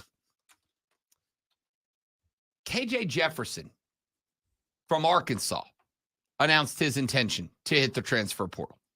KJ Jefferson is probably behind Riley Leonard, the most sought-after quarterback in the transfer portal. He's a guy that, despite playing for an inept Sam Pittman offense, despite playing on an 8-4 team, put up numbers that were eerily similar to Spencer Rattler's, though not quite as good. But he also played for a team that was somehow worse than South Carolina. So KJ Jefferson is being discussed, and KJ Jefferson obviously has some connections to the University of South Carolina in Columbia. His former tight ends coach, yes, I know he's a quarterback, not at tight ends, but all the offensive staff spends time together and all the offense spends time together. The former tight end coach of the Arkansas Razorbacks was, of course, Dow Loggins, who is now the offensive coordinator at South Carolina. And so the thought was there's a connection there. But there's actually something else in play here that I think has to be taken into consideration. And I will tell you, based on the limited discussions we have had since this conversation popped up after we got off of the air yesterday, the majority of South Carolina fans that I have spoken with seem to be adamantly against bringing KJ over to South Carolina. The South Carolina fans, by and large, though not consensus, seem to be more than happy to allow Lenora Sellers to be QB1 for the Gamecocks next year. But I also brought this up to all of them. I asked one question. I will ask it now to you. We've asked this question in the past, but it feels like in this situation, it becomes more appropriate to discuss it one more time again. My question is this.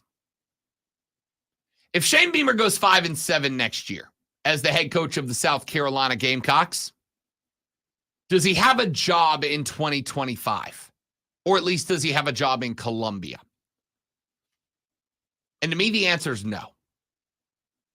This is not me chomping at the bit to move on from Shane Beamer. As Lonzo and I have said, many, many times. We like Shane Beamer. Seems like a good guy. He has come on the show with us before, had a good time. Didn't really hold back when we had him on. I like Shane. I would like Shane to succeed. I think Shane kind of got dealt the raw hand this year, if we're being honest. I think the injury bug at South Carolina was unovercomable for really anybody. The rash of injuries they had to fight through was heavy. But I'm also going to say that reality still falls under the tenure of the head coach. It is still attached directly to Shane Beamer. And so if this Gamecock football program comes out next year and they were to go 5-7 again, and they were to miss a bowl game again, I do think that Ray Tanner and company would have to say, we tried, we love him, the culture was great, but this just is not good enough. We're going to have to revamp and try again. Now, I bring that up because I think it could possibly, not definitely will, but could possibly impact Shane Beamer's decision-making. I don't know if you've ever worked at a job where you knew your back was against the wall, where you knew that you were facing termination. It has happened to me. I have worked at a job before where I was effectively told, look, there are 3 of y'all. We are going to take those 3 jobs and meld them into one. Whoever is the best at the job gets the job. The other 2 are gone. It will change the way that you approach people. It will change the way you approach situations. It will change the way that you treat people. I once worked for a guy whose back was against the wall. And I will tell you that when the not so well guarded secret came out that his job was at risk, he became a jerk to me and everyone that was around him. He never was before. We all liked the guy. But when it came to put the back against the wall and fight for your life, he became a jerk because his job was more important than how I felt about him. And I understood. Not everybody that worked for him did, but I understood it. His livelihood, his ability to pay his bills was more important than if Rob Brown every day at 5 o'clock went, gee golly willikers, I sure love my boss. He didn't care about that. He cared that the job was done, and he was going to raise hell to make it happen. It's exactly what I think about my boss. So, I think Shane Beamer's back is against the wall next year. To use the old cliche metaphor, I think the seat is hot. I think it's hot now, but I think it's hot now going into next year, not hot now as in this offseason is when he moves on or not. I think he goes into next year sitting on the hot seat with the result of 5-7 being deemed unacceptable, even with the difficult schedule. I have never been a coach before, but I've got to believe that almost every coach knows when they have a losing season that they're in trouble. I mean, I think you've got to coach with that kind of mentality that, oh no, I'm not doing what I thought we'd be able to do here. I've got to do something different. Now, how drastic of changes are made, we'll see. Usually some firings of some assistant coaches, and we'll see if that works out. Just staying healthy would probably be a big step. Huge step. Necessary step. And again, making the changes to the training staff and the medical crew and all that is part of his job description. That all falls under his umbrella. So my question here, to circle this back around to the beginning of the conversation, is I want you to, for just a minute, put yourself into the Air Force Ones of Shane Beamer. I want you to step into his shoes for a minute, and I want you to look at the position that you are in. 5-7 probably gets you fired. 6-6 keeps the job, but you got a real hot seat going into 2025. You have to improve after that. And you have a choice here to make. You have 2 guys that you can put under center. On one hand, you have Lenora Sellers.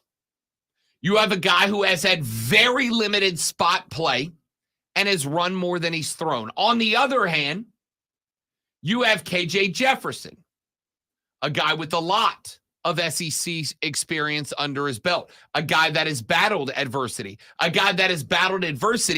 has put up numbers in the process. Shane Beamer is, in my speculation, Shane Beamer, Lonzo, is not picking the quarterback that he thinks he can develop into a long-term winner. Shane Beamer is picking the quarterback to save his job. Now, there's an inherent risk with either one of these two guys. There is the risk that you go with Lenoris Sellers and he doesn't turn into the cat that you dreamed he would be when he signed on to come play for you. I don't think that is going to be the case, but I have no way of knowing, and neither do you or anybody else. Which one would you choose? There's a part of me that is pulling me towards KJ Jefferson if he is an option in the portal. If my job is on the line. If my job's not on the line, I'm going Lenoris Sellers for one reason and one reason alone. We talked earlier, you have to, as a head coach, recruit 3 times now. Out of high school, out of the portal, and away from the portal. Guys in your program. Well, if Lenoris Sellers shows up, he's a highly touted recruit, he's celebrated, and then he gets told the year he's expecting to be QB1, hey, you're QB2, we're bringing in another guy. The likelihood that you land another 5-star quarterback in the near future pretty much goes kaput because they're going to go, that dude got benched for no reason. That dude got benched without ever getting a shot at being QB1, right? So if my job's not on the line, there's not a decision to be made. It's Lenoris Sellers. But if my job is on the line, I see the merits for going with KJ Jefferson. If my job is on the line, I see the merits of going with a guy who has SEC experience, who has numbers, who did it underneath an inept coaching staff at Arkansas, and who has a previous relationship with my offensive coordinator and play caller. There's a lot of tangible factors there that matter versus the one factor of Lenoris Sellers, which is I think he could be pretty good. And I understand if I go KJ, I am really damaging my ability to get star quarterbacks out of high school moving forward. But you know what repairs that? Winning. And I got to win now because my options are go 6-6 or better next year or be out of a job. And if I'm out of a job, my options are be out of a job and everybody loves me, or have a job and everybody thinks I suck. I'm going to take the one that I get a paycheck from. I'm going to take the one that pays me at this point. Texter said, as a South Carolina fan, I'm not opposed to KJ Jefferson joining the team. He has a ton of experience. I'm all for Sellers as well. However, he's very young and will struggle to reach a bowl game. Had another texter that wrote in and said, if Beamer doesn't at least let Sellers play, he's gone. Get rid of him. I'm assuming you're talking about Beamer there. That's big, man. That's big. Texter says, KJ Jefferson has the same play style as Sellers, so he's a great guy to learn from for one more year. Point 2, year 4 of Beamer after going 5-7, he's going to put his job in the hands of a redshirt freshman or a seasoned SEC vet. Again, that's the choice you get to make. We'll talk more about it when we come back. Rob Alonzo and you on the Rob Brown Show in the Fan Upstate. Lights. All right, guys, one more live read right here. We'll be right back. Don't go anywhere.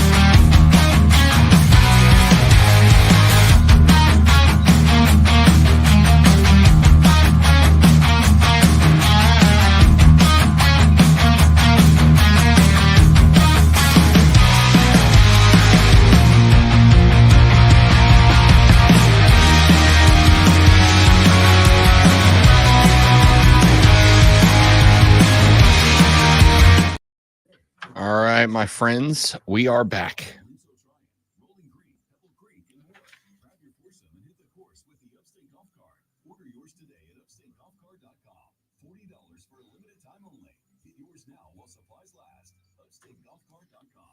Excellent research, Stephen. Excellent research.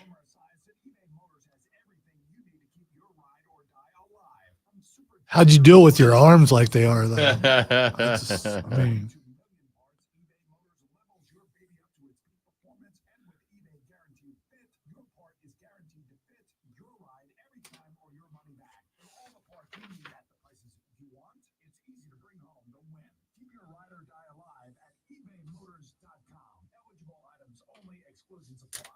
From the English Market Studio. Upstate, 97.7 FM Greenville, 97.1 FM Spartanburg.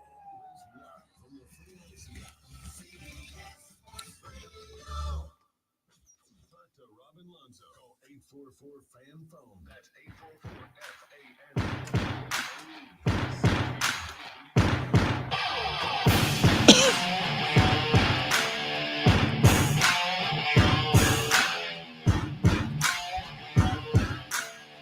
Wrapping up our numero dos of the Rob Brown Show here on the Fan Upstate. I am Rob. He is Lonzo.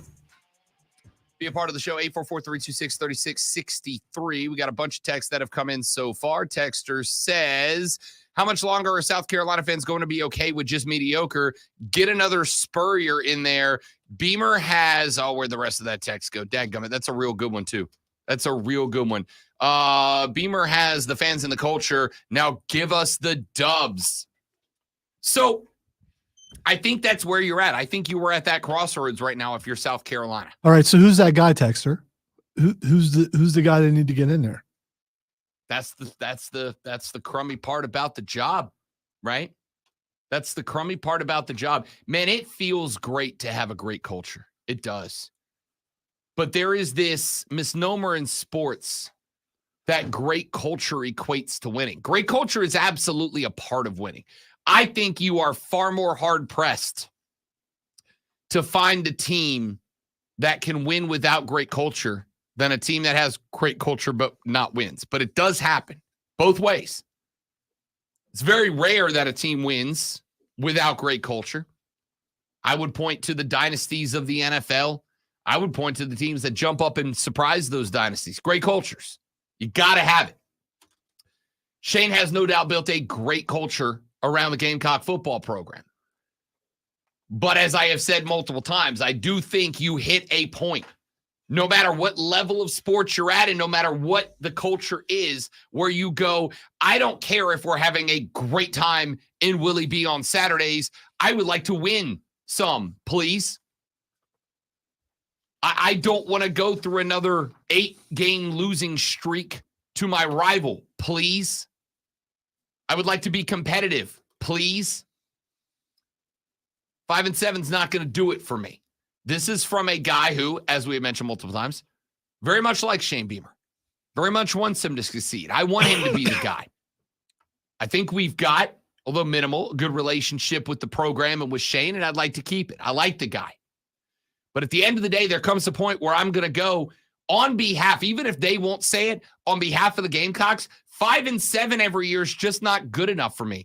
That is too damn good of a football culture, of a community, to be represented by an annually 5-7 football program. I think the culture's great. That stadium hopping every single Saturday is great. I've been to a couple of games there. I'm going to tell you, in fact, I had this conversation on Tuesday night with some of the boys. One of, as a matter of fact, P1 Jack, one of our buddies, said he went over for the Carolina-Kentucky game with a couple of his friends that came down from Kentucky. And he said, I got to tell you, I was with the boys from Kentucky, but that stadium was so lit with a capital L that I kind of found myself getting involved. Like I kind of mob mentality into waving a towel to Sandstorm. I loved it. I agree. It is too good of a culture and too good of an environment for 5-7. And this is why I've said 5-7 next year, get Shane canned. I don't like it, but it does. And that is why I think KJ Jefferson is in play. I'm not saying that's what's going to happen. I'm saying he's in play because Shane is not coaching for 6-6 or 7-5 or 8-4. He's not coaching to get an elevated tier bowl game. He's not coaching for accolades. He's coaching for his life right now. I think if he goes transfer portal for quarterback, he's telling you what he has in Sellers because he's coached him all year long. He knows what he can do and what he can't do and can guess on what his potential is going forward. You bring someone else in, as you said earlier, you risk him leaving. So I don't know. I don't know what I would do in this situation, but I know I would know what I have in Sellers by seeing him all year long. Yeah. That's it. Because you're definitely telling the guy, hey, you're not good enough. We got to bring somebody else in.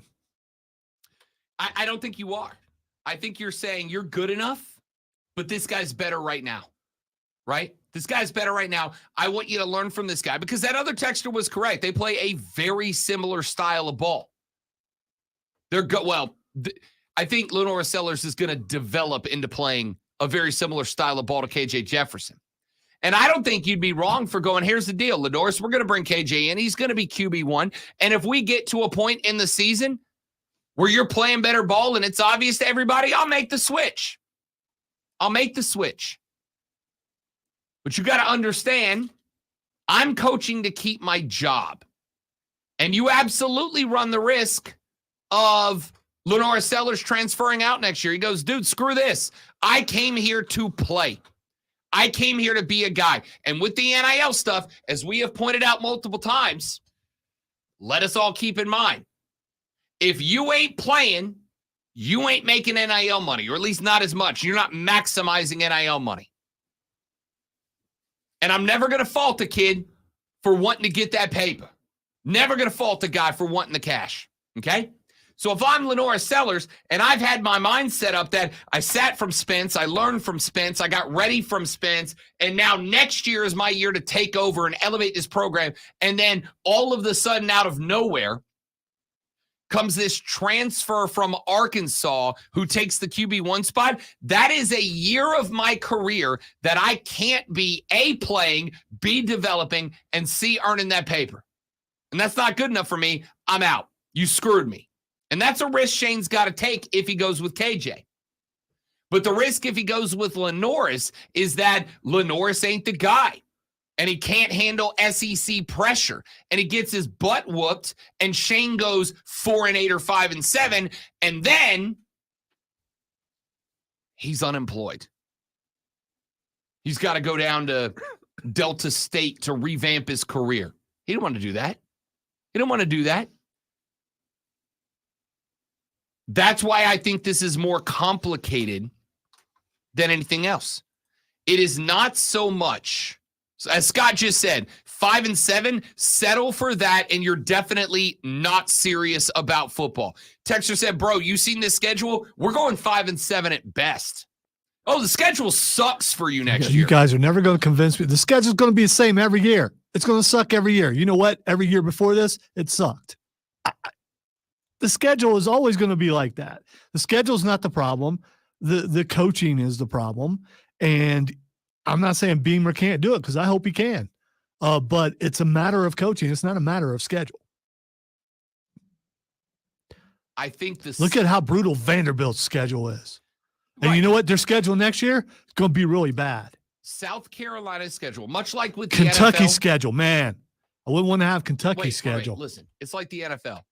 If you caught the NFC South this year as your divisional matchup, you got a break. If you caught the NFC East this year, Yeah, that sucks. but you're trading off major players year after year. You're still going to have a major player in the SEC that you're going to have to face. I think it's that. I also think it's the home and aways. But no, I am going to, and we'll for this moment on this particular topic, agree to disagree till another segment. I think South Carolina's schedule sucks next year. However, it will the year after that, and the year after that, and the year after that. At some point, you have to look and go, 5-7 is not good enough. We're ready to elevate because other SEC teams are also going to have brutal schedules, and they're going to be looking to go 10-2, 11-1, 12-0, 9-3. And if you accept 5-7, that's a problem. So, again, this really comes down to if you are Shane Beamer, you have a decision to make. You can replace Lenora Sellers with KJ Jefferson and have an experienced, successful statistically quarterback who's played the game and hope he can get you to 6-6, 7-5, 8-4. Or you can go with Lenora Sellers and take the risk, but keep your reputation intact with recruits. And that's not an easy decision to make. I do not envy Shane for that. I do envy all of you who are about to experience the audio pleasure that is Lonzo in your ear holes with this Sports Flash. You're welcome.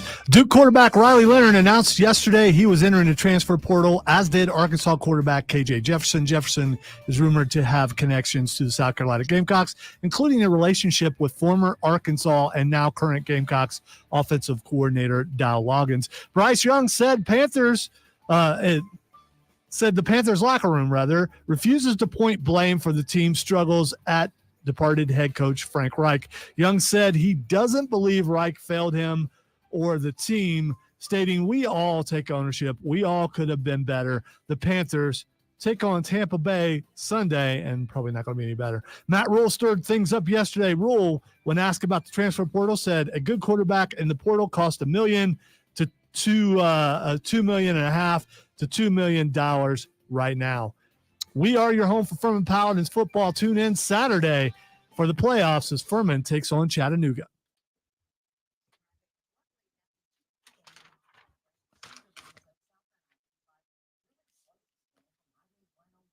Never go for that third story. Just can't get it in there.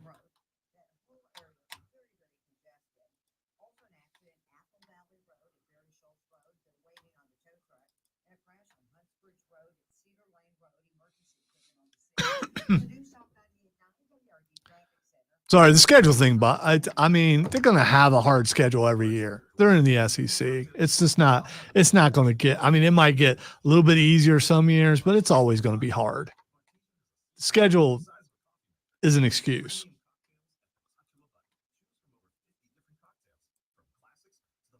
Just win, baby. Just win.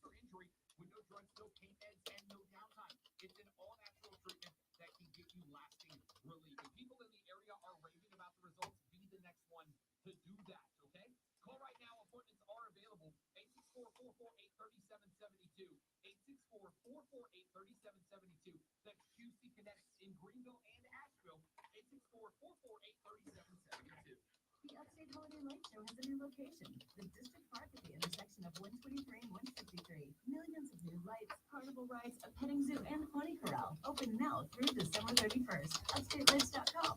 That's UpstateLights.com. Requesting the football coach Davos Lee. My friends in South Carolina Force Commission want your help in fixing the wildfires. Location will cause by humans, with about 90% of all wildfires. Careless outdoor debris burning, lax campfire safety, and improper vehicle and equipment use are the leading causes of wildfires in South Carolina. These wildfires end up destroying an average of 10,000 acres of forest land every year. Think before you burn. Let's cancel wildfires, South Carolina. Sponsored by the South Carolina Forestry Commission, the South Carolina Broadcasters Association, and this station. I'm getting vaccinated with Prevnar 20, a Pfizer vaccine. So am I, because I'm at risk for pneumococcal pneumonia. If you're 19 or older with chronic conditions like asthma, diabetes, COPD, or heart disease, or are 65 or older, you are at increased risk for Smith and James in the next break. 10-4. About Prevnar 20, pneumococcal 20-valent conjugate vaccine. It can help protect you against pneumococcal pneumonia in just one dose. Even if you've already been vaccinated with other pneumonia vaccines, Prevnar 20 may help provide added protection. Prevnar 20 is approved for adults to help prevent infections from 20 strains of the bacteria that cause pneumococcal pneumonia. Continued approval may depend on a supportive study. Don't get Prevnar 20 if you've had a severe allergic reaction to the vaccine or its ingredients. Adults with weakened immune systems may have a lower response to the vaccine. Side effects include pain and swelling at the injection site, fatigue, headache, muscle, and joint pain. For full prescribing information, please call 1-855-213-2138 or visit Prevnar20.com. Upstate. WORD Spartanburg. WBC HD3, the official sports voice of the Upstate Fan. CBS Sports Radio. Live from Philadelphia. Man, check this out. You're on official Rob Brown lockdown. Represents me to win. Yeah. Unfiltered sports talk. Manufactured locally for the Carolinas. This is the Rob Brown Show. Rob only on The Fan Upstate. Was it ready? Yeah. The Rob Brown Show starts out. We're number 3 of 4 right this very second. Ladies and gentlemen, welcome back. Great to have you here on the radio program. I am Rob, the great Malonzo on the other side of the metaphorical glass this AM. If you'd like to be a part of the radio program, the phone line's open for you, 844-326-3663. You can text us on the carpros.com text line 71307, 71307. Start that text with FAN, F-A-N, FAN, F-A-N, and we will read them on the air. Oh, it's a party up in her. Party up in her. You're not going to start singing "It's Hot in Here" because no.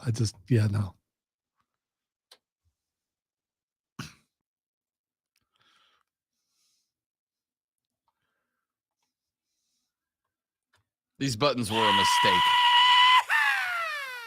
It would have worked better if the music was still playing. But can we talk about?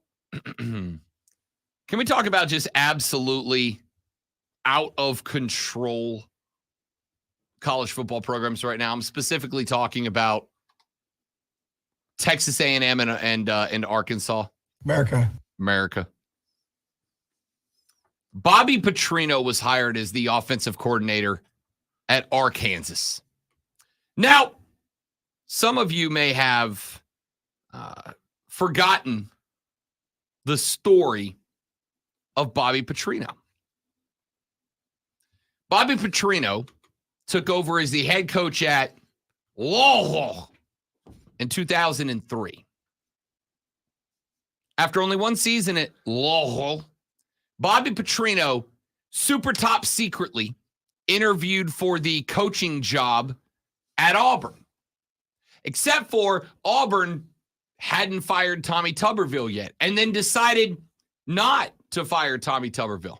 So he was like secretly looking for another job behind Louisville's back.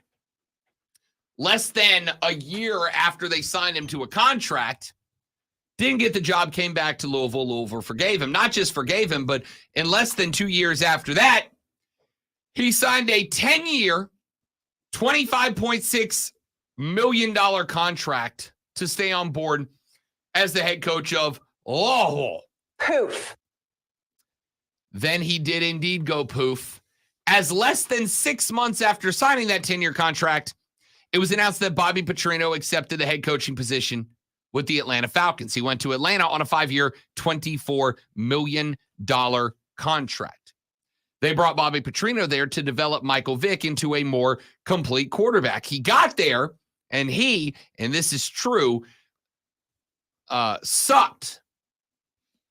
He went 3-10 for the Atlanta Falcons. And then he took the job at Arkansas mid-season. Now, that at the end of the day, not the end of the world. What was pretty bleeped up about that story was that when he announced his departure from the Atlanta Falcons to head to Arkansas, the way he announced it to the players was to write one note, copy that note a bunch of times, and tape that note into the lockers of the players on the team. Never had the rocks to look them in the face and go, thanks for your effort, boys, but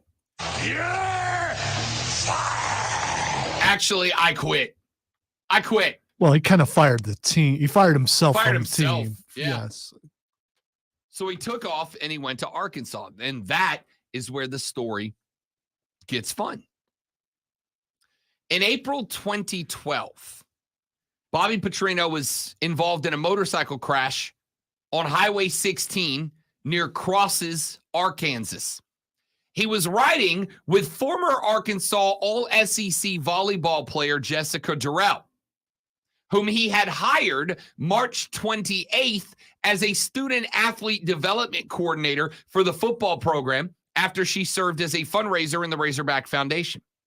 Petrino initially said he was alone on the motorcycle. However, on April 6th, just minutes before a police report was to be released showing Durrell was also aboard the bike, Petrino admitted that not only was she a passenger on the motorcycle, but that he had been conducting an adulterous relationship with her. Arkansas placed Petrino on indefinite paid administrative leave while they investigated the situation. So it turned out that Bobby Petrino was engaged either with, at the time, an active Arkansas volleyball player, or immediately after she concluded her career at Arkansas, he got into a sexual relationship with a college-aged woman outside of his marriage, and then crashed his motorcycle. And also, by the way, had the cops involved too, because a state trooper who served as Petrino's game day police detail drove a badly injured Petrino to the hospital so that he could get away with the lie of, I was by myself. On April 10th, Arkansas announced that Petrino had been fired with cause. It was discovered that Petrino and Durrell's relationship was an open secret in the football office, with Petrino frequently sending Durrell gifts, including a previously undisclosed $20,000 in cash as a Christmas present. Durrell used the money to help buy a new car. It was also revealed that Durrell may have received preferential treatment in her hiring on the football staff, as Petrino's relationship with Durrell was not disclosed, and Petrino was on the hiring committee. Arkansas determined that Petrino's attempts to mislead both him and the public, or both the school and the public, about the accident and his relationship with Durrell were grounds to fire Petrino with cause. In the course of hiring Durrell, Petrino also circumvented university affirmative action guidelines requiring job postings to be listed for 30 days before interviews began. He basically did a lot of stuff wrong in order to hire a college-aged woman that he was doing the old unskinny bop, bop, bop with behind his school, employer, athletic department, and his wife's back. So then he left. He was gone, fired with cause. He went on to go coach and replaced Willie Taggart at Western Kentucky. After Charlie Strong left Louisville, Bobby Petrino returned to Louisville after getting unanimous approval by the University of Louisville Athletic Association, signed a deal that was to pay $24.5 million over 7 years with a buyout of $10 million. 2018, he was gone because he was, once again, not good at the job. He went to Missouri State University, where he had been until 2022, and now he has been rehired at Arkansas as their offensive coordinator.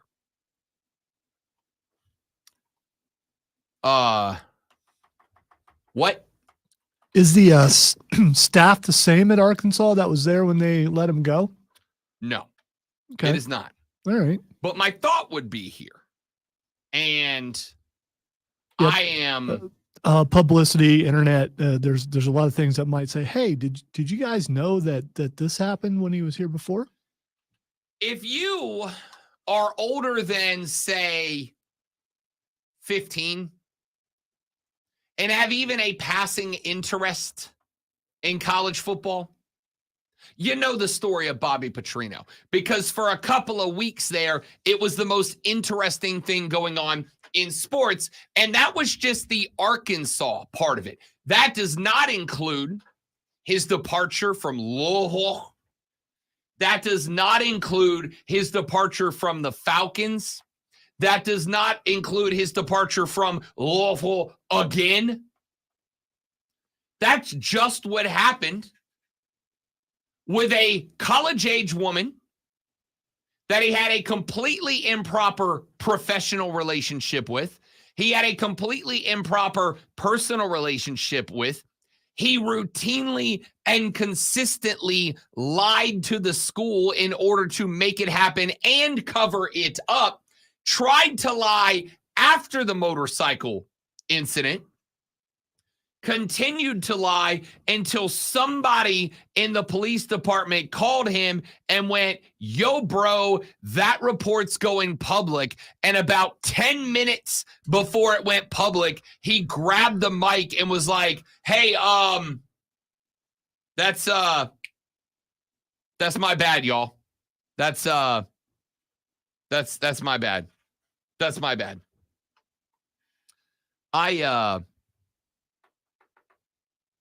I don't know what Arkansas is doing here.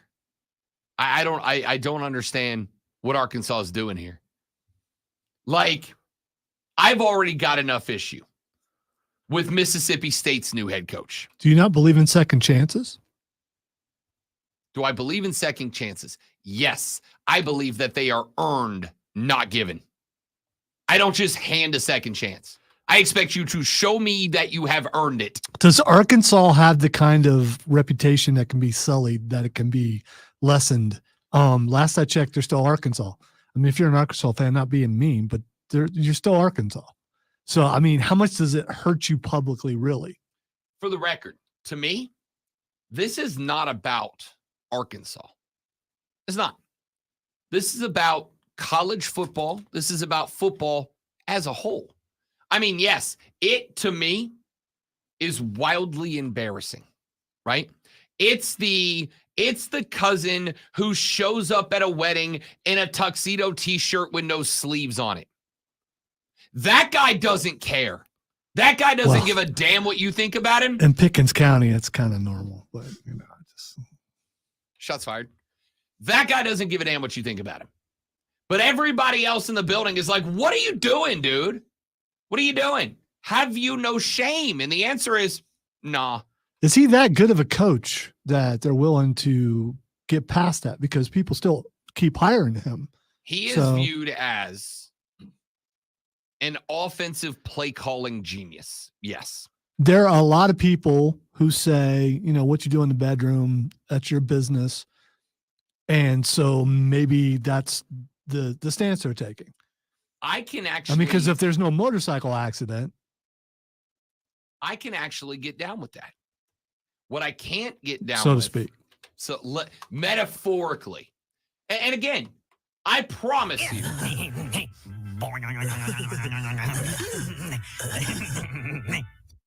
I promise you, I am more accepting of people's lifestyle choices than probably 99% of people listening.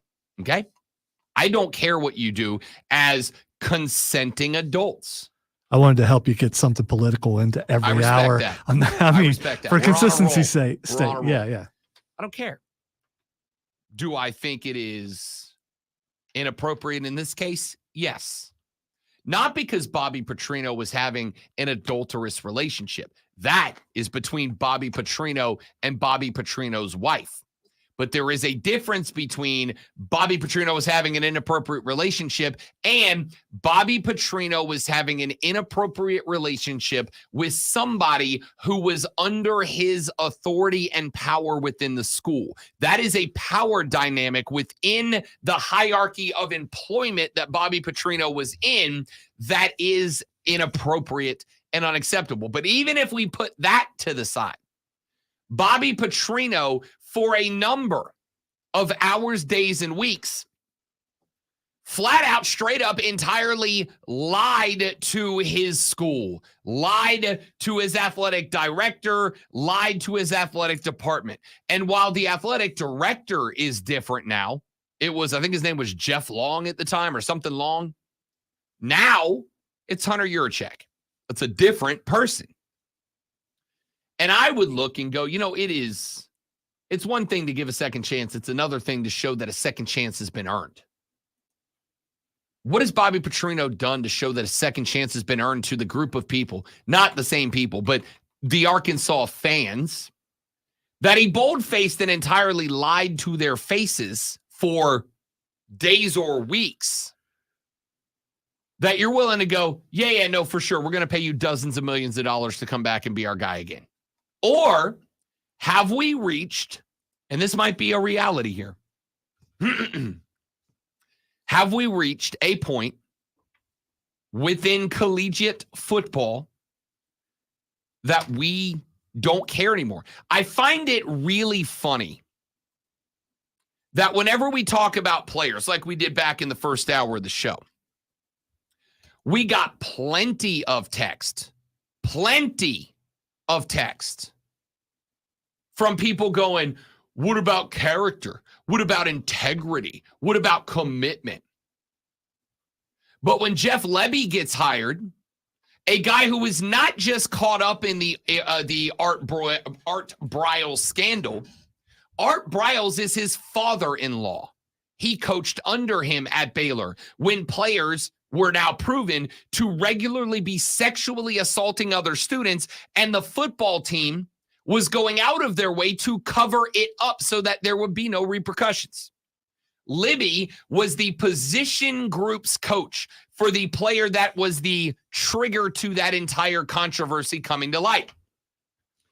Lebby has not only never been apologetic for it, but do you remember, Zoe, about 6 weeks ago, there was a big scandal going on because Art Briles was on the sideline of an Oklahoma football game in Oklahoma colors, and everybody was going, yo, that guy's a piece of human garbage. Why did Oklahoma allow him on the sideline to wear the colors of crimson and cream? And everybody got upset, and in my opinion, rightfully so.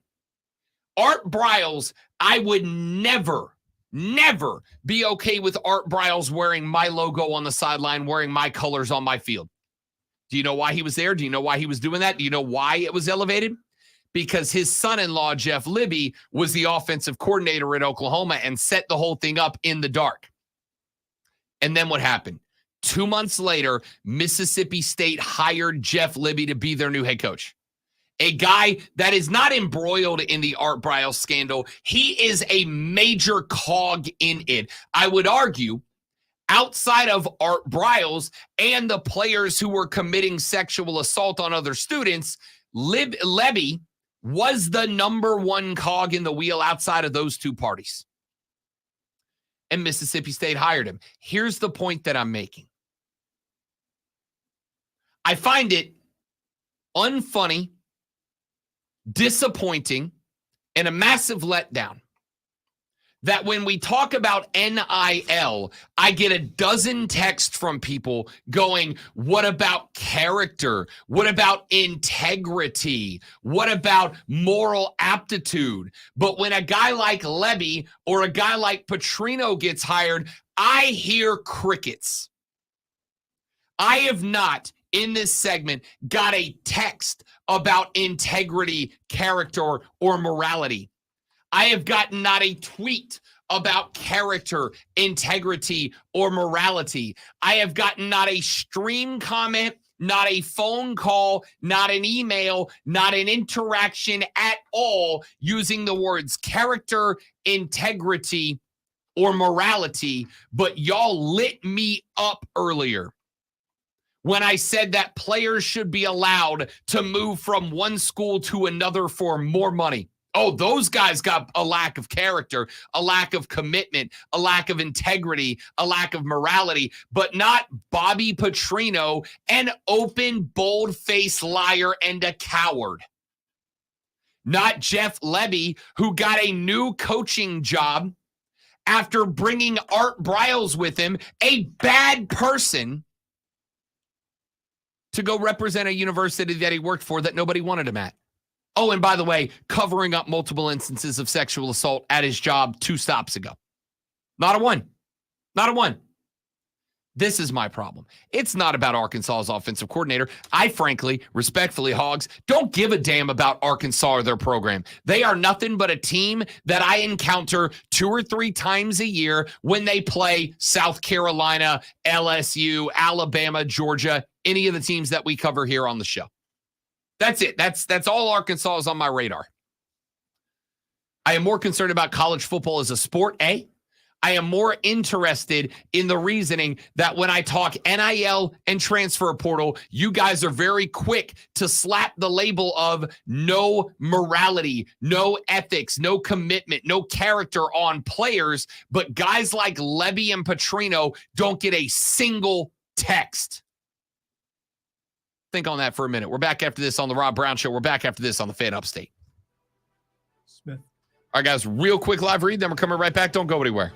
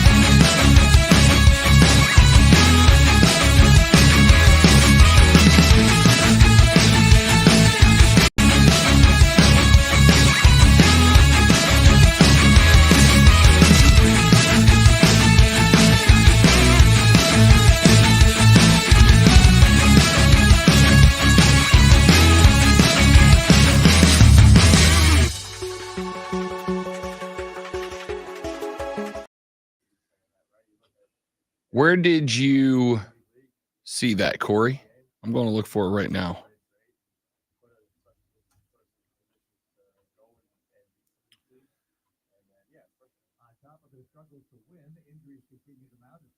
Yeah, I'm going to go ahead and say we're breaking the glass on the way back, dude.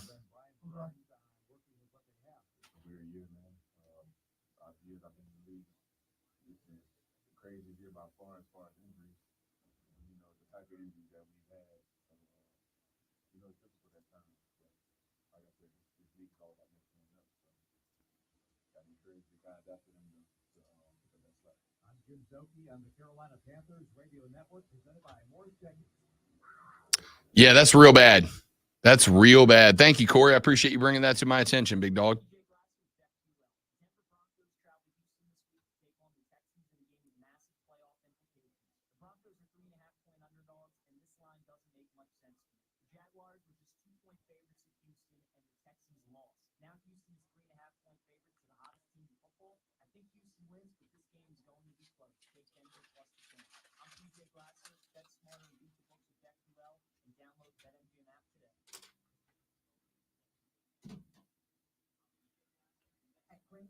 We're for the ones who specialize in saving the day, and for the ones who master the art of keeping business moving. We offer industrial grade supplies for every industry, with same-day pickup and next-day delivery on most orders, all backed by real people ready to help. So you can get the right answers and products right when you need them. Call quickgranger.com or just stop by.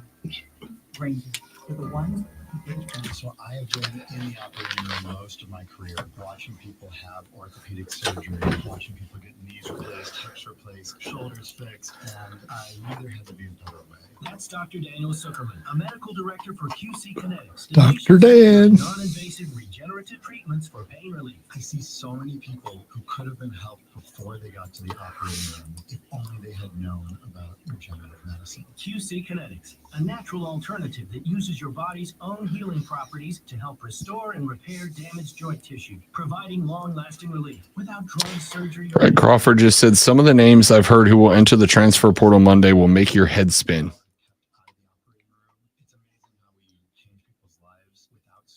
Call QC Kinetics for your free consultation. Call QC Kinetics, 864-448-3772. That's 864-448-3772. 864-448-3772. Davis Empowerment is a continuum of care retirement community. Assisted living, memory care, rehabilitation, and skilled nursing all under one roof. And MD will visit twice a week. James Teddy Bear Toss is this Saturday evening. I will be there working. Come on by. If you see me, yell at me. But yell politely at me. Would it be acceptable to try to hit you with a teddy bear? 100%. Okay. I'll be walking around on the ice when it happens. As long as it's not one that's like wearing a football helmet or something. Yeah, don't put like a brick in it or something. Right. They are going to children afterwards, so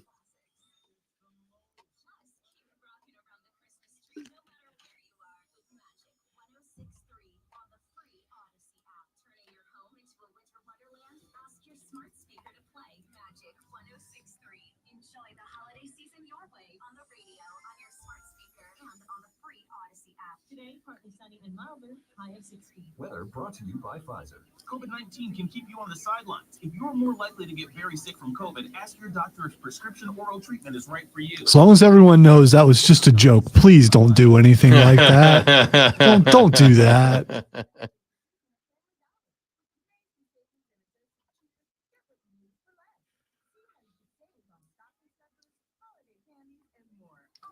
You don't want to chunk the ice. That will delay the game. Yes, You'll have to bring the Zamboni out to fix it.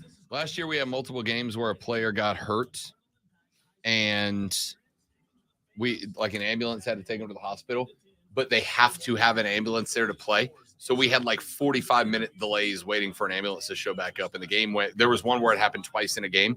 The game went like 3 hours long.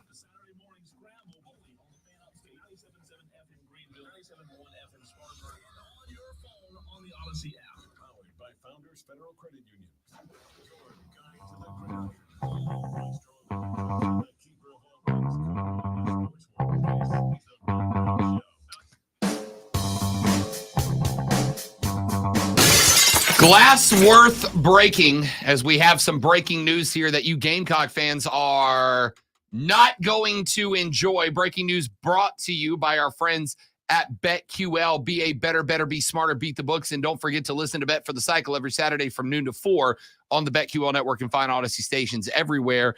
Being reported by multiple sites now, first broken by J.C. Sherbert of the Big Spur and Big Spur Insider. Antoine Juice Wells is entering the transfer portal on Monday. That is big. There was a lot. Why is it big? Because that guy. How much did he play this year? That guy's your Xavier Legette of next year. You know how good he is. We've seen how good he is. Have we? Yes. Antoine Juice Wells last year, before he got dinged up, was on his way to being a star. Was he? Yes. Okay. Yes. All right. Antoine so you're Juice losing Wells a commodity that you're speculating was on their way to being a star.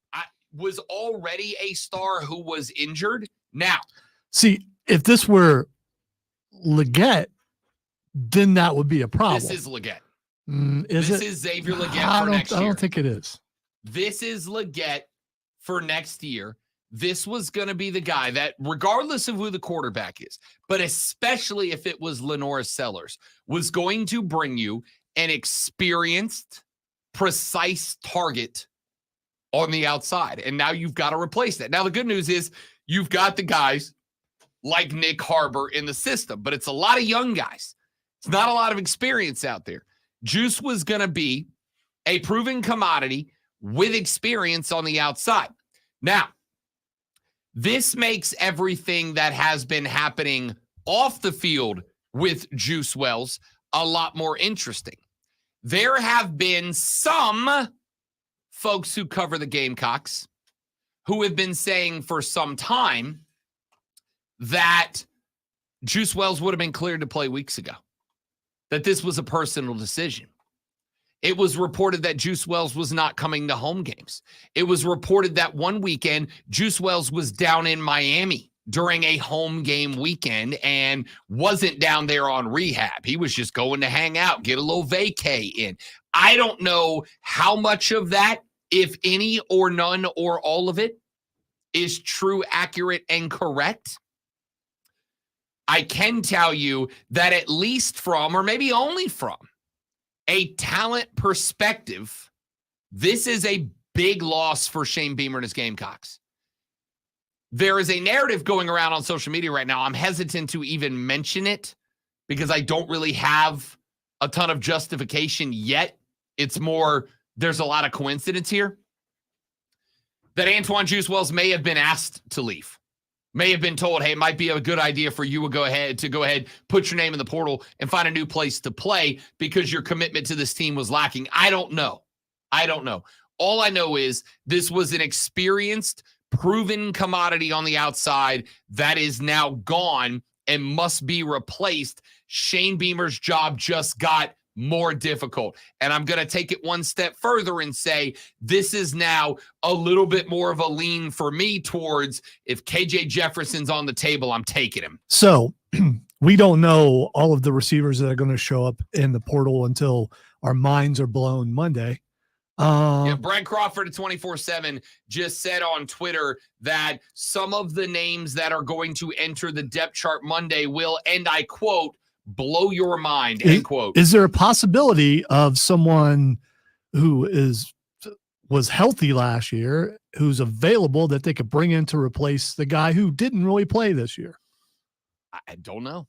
And on top of that, here's the other fun part. Like we said earlier, 3 forms of recruiting, right? You got to recruit kids out of high school. You got to recruit kids out of the portal, and you got to recruit kids to stay in your program and not go in the portal. But here's the thing. That second one, recruiting out of the portal, you know who else is recruiting out of the portal? Everybody. And if you're Shane Beamer right now. You mean everybody? I mean everybody. Everybody? Even the people up the road? Yep. Wow. Everybody. I thought the narrative is they didn't do that. Some will use the portal more liberally than the others. Some are much more conservative when it comes to the portal than others. But everybody is going to be Monday morning when the portal opens on the NCAA website, perusing the talent that is in there to see if there's a dude or dudes that would fix this team or help their team. And that includes South Carolina. But again, let's think about this from a recruiting perspective. Let's say there's a redshirt junior, a true junior in there who is a playmaker. If you're Shane, what is going to sell that wide receiver? We got a great culture, sure, but the next pitch, we have got a second-year player with minimal SEC experience, or we got a guy who stacked numbers in a bad offense. Imagine what he's going to do in a good one. You know, it's fortuitous. That would be that we would have a guest coming on that was actually scheduled to, come and talk about Gamecocks. We sure do. That would be fortuitous. It is the ever so lovely and wildly talented Emily Adams who will join us here in just mere moments. We run to a break. Emily Adams from the Greenville News will break this and the rest down with us when we come back on the Rob Brown Show. Rob Lonzo and you on the Fan Upstate.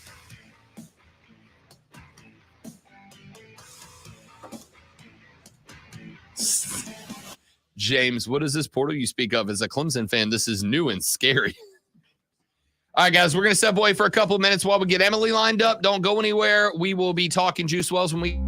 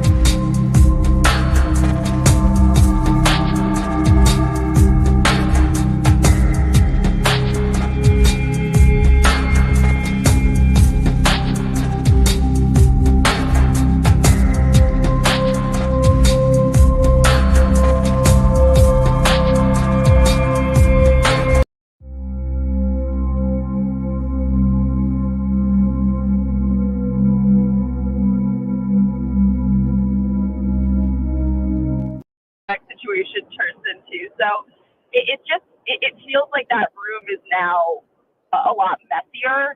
And the fact that the running back room is already messy, looking at next year, the fact that the tight end room is a little bit unclear looking at next year. It's just to not have any security at the skill positions with a brand new quarterback is a tough position to be in coming off of a losing season. So I want to circle back around, Emily, to the possibility of a wide receiver out of the transfer portal and whether that's something that Shane might be interested in. But I think that if you are a wide receiver in the transfer portal, the first question that you might have for any program you're interested in would be, who is throwing me the football? Arkansas quarterback KJ Jefferson puts his name in the portal on Monday. He announced that earlier this week. And obviously there's the connection of Dow Loggins. There were a lot of reports out of Arkansas that South Carolina was a team that KJ Jefferson may consider transferring to. I said earlier in the show, Emily, diagnosis for me, tell me where I'm right or I'm wrong, that I really do feel like next year is a prove-it year for Shane Beamer. I think 5-6 or anything below, and we've probably reached the end of the Shane Beamer era. He's got to make a bowl game next year, and even then the seat will be hot, but it'll at least get him a job for one more season. Do you think there's the possibility that Shane Beamer feels like he's going to be coaching for his job next year? And if he is, he would risk the relationship with Lenora Sellers to bring in an experienced SEC quarterback that would not only be a little bit more ready for the fire of an SEC season, but now would also make recruiting a wide receiver out of the portal a little more realistic. Yeah, it's tough because I think, if a guy like KJ Jefferson calls, you don't say no. You don't turn away the interest from someone like that. But I just don't know that it would be the smartest move for them. It feels very short-sighted to me. And again, if Shane feels like he's in a position where he's coaching for his job, which, I don't know that he necessarily is. I think, it definitely needs to look better than it did this year. But I don't know. I think a bowl game probably is going to be the standard, but I think he might get one more year or two of wiggle room on the end of that. But yeah, I don't know. I think with a guy like Sellers, who did get a chance to get on the field at least a little bit this year, you clearly are excited about to not sort of give him next year to develop and to bring in a guy who does something very similar to what he does. If you're bringing in a Spencer Rattler type of pocket passer guy, a game manager, that's sort of different. You're catering to a different play style, but to bring in basically, Lenora Sellers as a senior and KJ Jefferson, I think that's a really hard sell. We're talking with Emily Adams of the Greenville News here on the Rob Brown Show in the Fan Upstate. We have got breaking news as Antoine Juice Wells, according to multiple sources now, intends to enter his name into the transfer portal when it opens on Monday.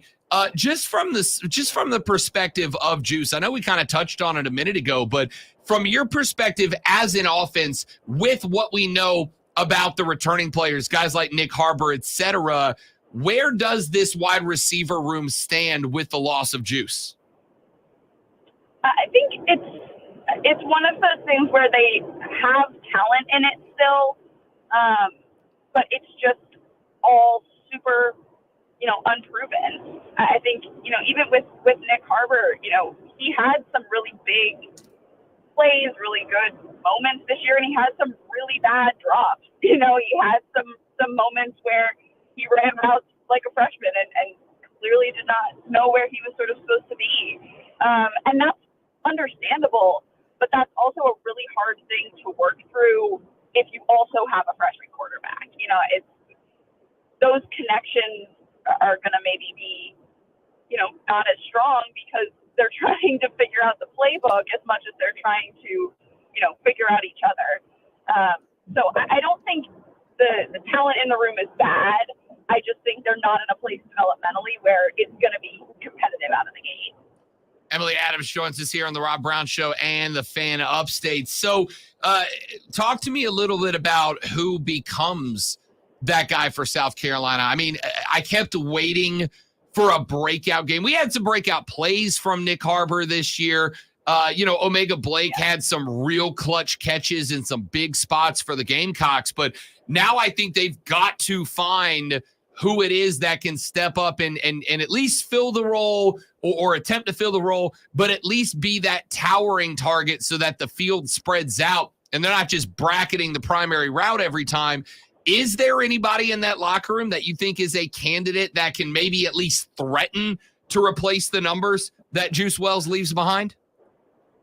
I mean, in fairness to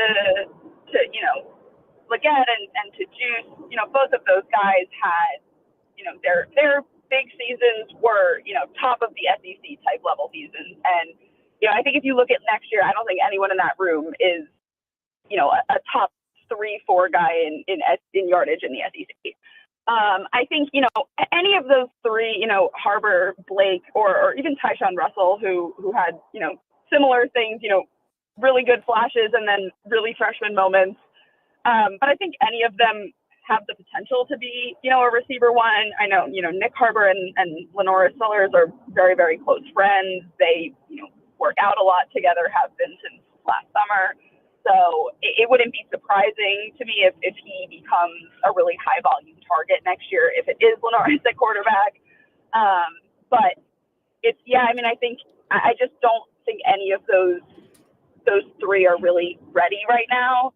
And I don't think, again, with a freshman quarterback, they're going to get there before the start of next season. Emily Adams from the Greenville News joins us every Thursday to talk Gamecock football. We'll be rotating into basketball sooner rather than later. I usually don't end an interview like this, Emily, but I'm going to ask you because I'm assuming, you may have heard some whispers in the wind leading up to today, but now that we have kind of seen it as all but official at this point, just what are your overall thoughts at the conclusion of the year, but with also this breaking news coming today? Just what are your thoughts on the program right now? Like, what's running through your head as far as the state of the Gamecocks? Yeah, I think, I'm not, throwing up the panic signs over, the finish to the season, the record, all of that. I think, again, that was maybe to be expected this year. And the bar was sort of set almost too high in the first 2 years. I think, if they do lose Juice, depending on what they do in the portal and how things go leading into signing day, I think are going to be the real indicators of where things are headed. Because I think you saw that, last year we saw a mass exodus of their really talented guys in the portal. And saw this really, talented freshman class, stay together and sign anyway, even with a coordinator change. So, it sort of gave that middle of the road impression that, they're doing really well on the recruiting front, but having trouble retaining talent, having trouble competing for top guys. And, it feels like we're sort of in the same situation right now. And the next couple of weeks will determine whether that's accurate or not. It is going to be interesting. By the time we talk next Thursday, I'm sure there will be much more developing out of this story. Emily Adams covers the Gamecocks for the Greenville News. You can find her on social media at EAAdams6, a tremendous follow. And I suspect Emily's going to have some stuff to say over the next couple of days. Yeah, I mean, it is a busy week in South Carolina sports and my personal sports fandoms. We've got Eagles, Niners this week, so there's a civil war on the South Carolina beat with Dave Cloninger of the Post and Courier.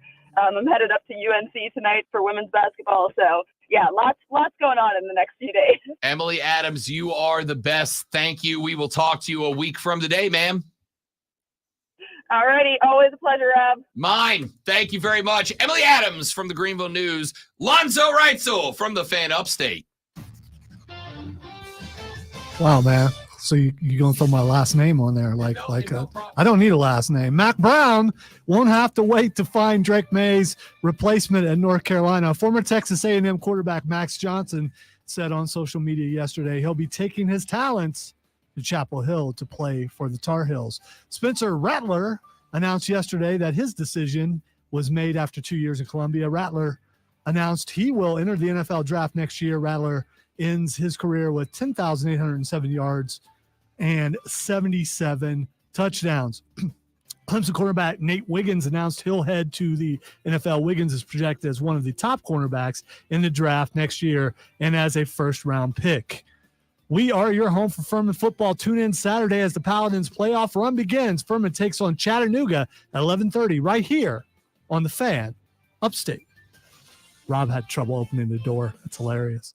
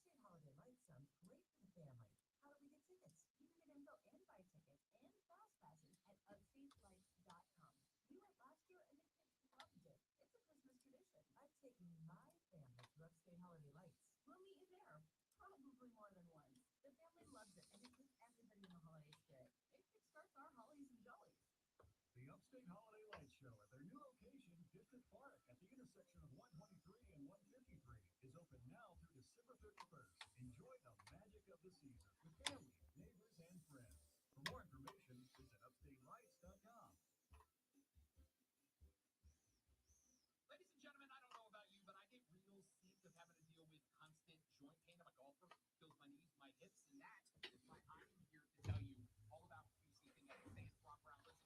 QC Kinetics uses advanced regenerative medicine to restore and repair damaged core tissue, giving you your life back. So your hips, shoulders, elbows, whatever, they can all be treated with natural biologics from your own body. So if you are taking steroid shots that don't work, or if you're trying to avoid surgery, then call QC Kinetics right now to schedule your free consultation and learn about these exciting new cutting-edge treatments for pain caused by arthritis or injury with no drugs, no pain meds, and no downtime. It's an all-natural treatment that can give you lasting relief. And people in the area are raving about the results. Be the next one to do that, okay? Call right now. Appointments are available at 864-448-3772. 864-448-3772. That's QC Kinetics in Greenville and Asheville. 864-448-3772. It's the last blast of summer sale for the Upstate Golf Cart. For a limited time, grab yours for just $40 and get access to 9 premier courses in the Upstate. Tee it up at Carolina Springs, the Preserve at Verde, the Club at Brookstone, the Rock, Greer Golf, Windsor Triangle, Rolling Green, Pebble Creek, and more. Grab your foursome and hit the course with the Upstate Golf Cart. Order yours today at upstategolfcart.com. $40 for a limited time only. Get yours now while supplies last. Upstategolfcart.com. That's upstategolfcart.com. At Granger, we're for the ones who specialize in saving the day, and for the ones who've mastered the art of keeping business moving. We offer industrial grade supplies for every industry, with same-day pickup and next-day delivery on most orders. All backed by real people ready to help. You can get the right answer and product right when you need it. Call clickgranger.com or just stop by. Granger, for the ones who get it done. Heart failure, carpal tunnel syndrome, shortness of breath, stomach issues, lower back pain. How does it all add up? If you have heart failure and any of those seemingly unrelated symptoms sound familiar, it's time to talk with your cardiologist to get the full picture. It may add up to transthyretin amyloid cardiomyopathy. ATTRCM is a rare and underdiagnosed disease. Recognize the signs and discuss them with your doctor soon. Learn more at connectwithyourheart.com. That's connectwithyourheart.com. Sponsored by Pfizer. WORD Spartanburg. WFBC HD3, the official sports voice of you, the Upstate Fan. CBS Sports Radio. Always live from the Philadelphia.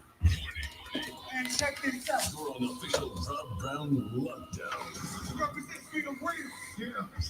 Unfiltered sports talk. Manufactured locally for the Carolinas. This is the Rob Brown Show. Only on The Fan Upstate. One more. There it is.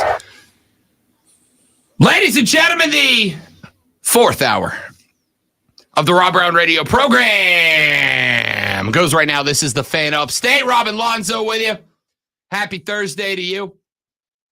We have got a lot to talk about. We got Fight Club coming up in the next segment. For those of you that have asked, Rashad Beard will join us tomorrow on the broadcast.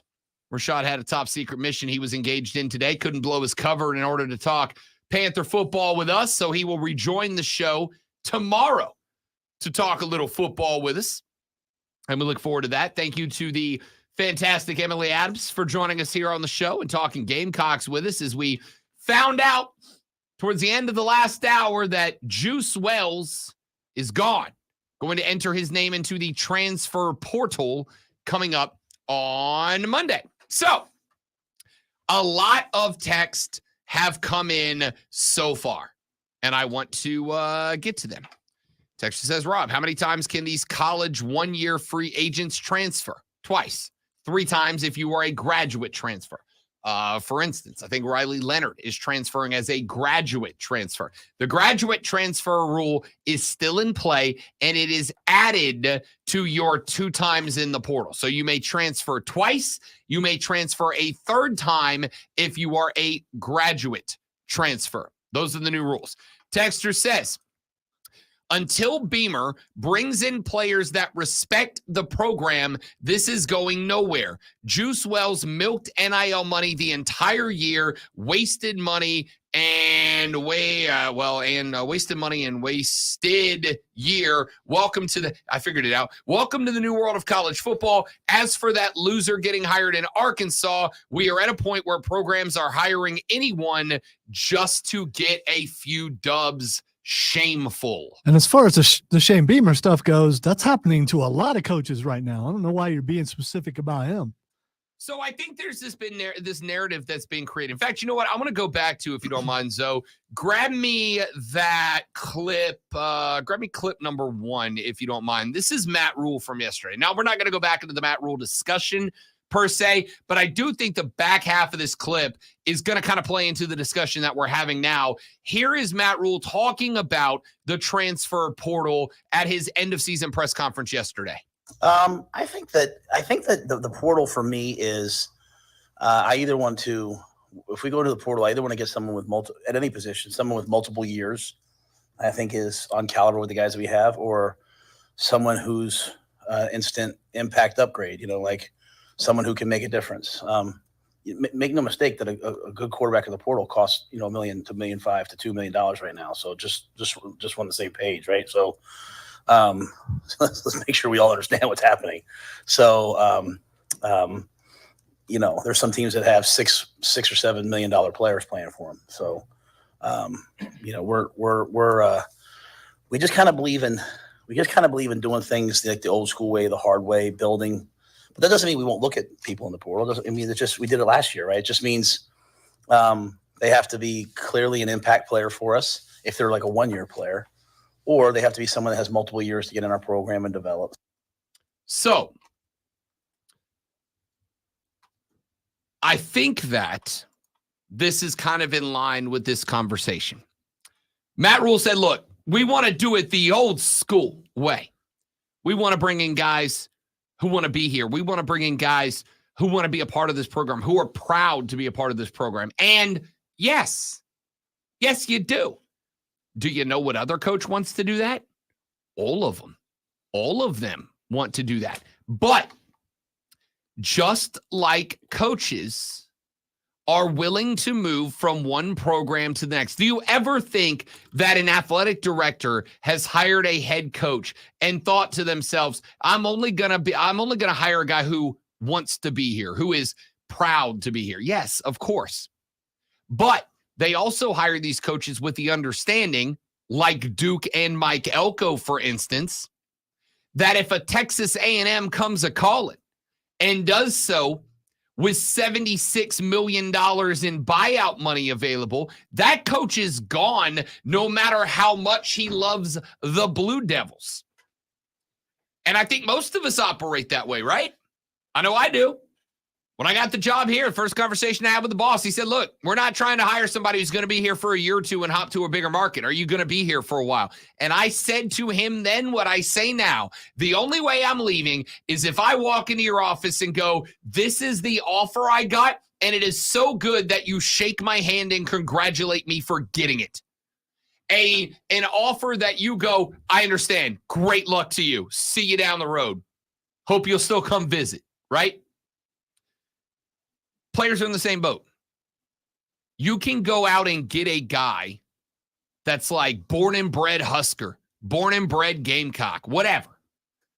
But if he knows I get playing time somewhere else that maybe I don't get here, this other place is handing out NIL money to guys in my same position that's 3 times what I'm making here. They're gone, and just like you wouldn't hold it against your barber or your butcher or your milkman. Are there still milkmans? Is that still? I don't think there are anymore, Well, right? Unless if you consider the milk trucks that deliver No, I'm to. talking about like they come to your house. I was gonna say I don't think that's a thing anymore. there's still milkman who deliver to your local grocery store. Yeah, but like nobody's getting jars of milk on their front door anymore, right? I don't think so. Maybe like in Utah or Idaho or something. I don't know. Either way, point is, if your butcher or barber or milkman came to you and said, I love you, I love this neighborhood, I love all the people I'm making deliveries to, but I got a better offer. I got to go. You'd be like, congrats, dude. Good on you, bro. Good luck. Wish you the best. Hope to see you around, right? No. When you have a barber that you love and they suddenly say we're going, no, you get mad about it, and you hope that they're within driving distance so you can drive that extra 20 or 30 minutes to go to them because they know how to make your cut fresh. But you're not going to flip the guy off and be like, screw you. Screw you and your money grab. You might be thinking that after you go to the replacement barber and he butchers your hair. Again, I'm not saying you're going to be thrilled about it, and I'm not saying you're going to be happy, but you'll be happy for the guy, even if you're upset about your inconvenience. Point here is, welcome to reality. You can go grab a dude who is a born and bred whatever you are. But if he's got an opportunity that is better somewhere else, this is the way I put it to Diesel yesterday. Diesel said, look, on average, and I'm using his number. I don't know where he got it or how accurate it is, but I'm going to give him credit for it. He said, I'm frustrated that we're at a point in college football where $100,000 scholarship for room and board and academics and all this is valueless now. And I said, no, you can't look at it that way. You can't look at it that way. Instead of calling it room and board and tuition and food and clothing and blah, blah, blah, just call it what it is, compensation. It's compensation. Even before the NIL and before the portal, this is, you come play football for us, you make our team better, and we will offer you in compensation these things. That's what it is. It's not compensation. It absolutely is. No, it's still, you're still getting paid to play. Compensation is pay. How is compensation not pay? Compensation is you are compensated for your time, and it Right, does not mean paid. it is in cash. I mean, barter is still payment. All right, whatever you want to call it. Barter. This is a semantics argument.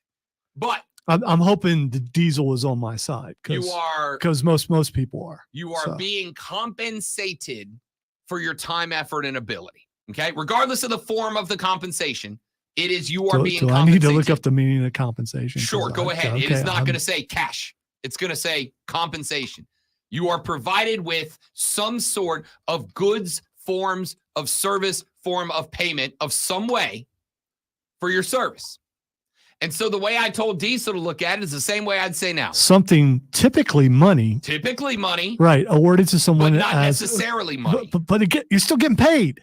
You're still getting paid. Whatever. If you're getting paid in favors by somebody, you're still getting paid. Sure. We're arguing over semantics. We don't need to argue over in this conversation. The point is, regardless of the form in which you are being compensated, whether it is cash, tuition, or finger guns, as Lonzo just insinuated,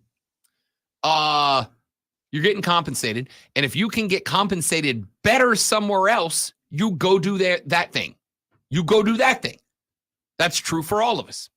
So if Juice feels he can get it better somewhere else, he can do it. Sucks for the Gamecocks. It's a big blow. Now, what are you going to do in order to attract other people away from other programs to come to you and do it there? Look at what Florida State did. Jordan Travis, transfer. Keon Coleman, transfer. Johnny Wilson, transfer. Jaheim Bell, transfer. The only guy that's organic in the entire FSU offense who this Saturday night plays for an ACT title and a ticket to the Natty, well, to the semis, the only organic guy is Trey Benson. Everybody else is a transfer. Welcome to the new age of college football. Text just said, where'd the text go?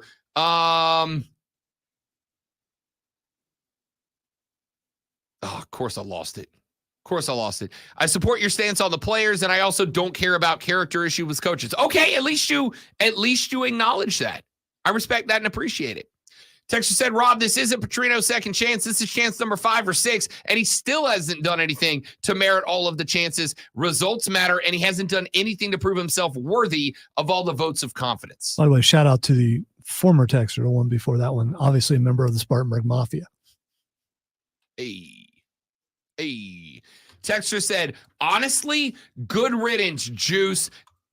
Oh, wait, I got to unmute my computer. Honestly, good riddance, Juice. Bull, he was injured all year. There's a lot of people on here that think that Juice was faking it. Goodbye. Dude skipped out on 8 games. See ya. That's a direct quote. Read that as written.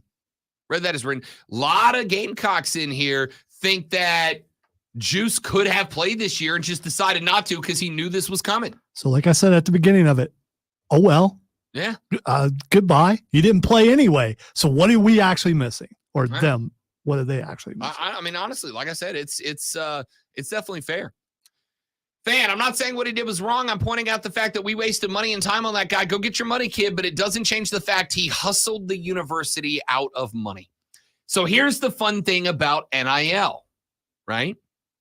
Here's the fun thing about NIL. We have talked about. You're going to say he didn't hustle the university. He hustled all the other people? He absolutely did. Okay. He absolutely did. If that's all true. Yeah. Because it's just the allegations. It doesn't.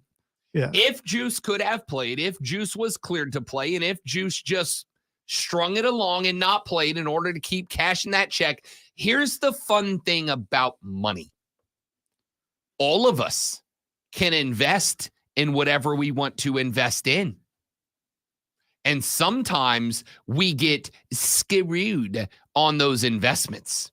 Yeah, I invest on eating and stuff like that. I have been to restaurants and invested in eating and caught a real bad meal. And you're like, why did I spend money on this? I could have stayed home and cooked my own baked ziti, which, by the way, I make a mean baked ziti.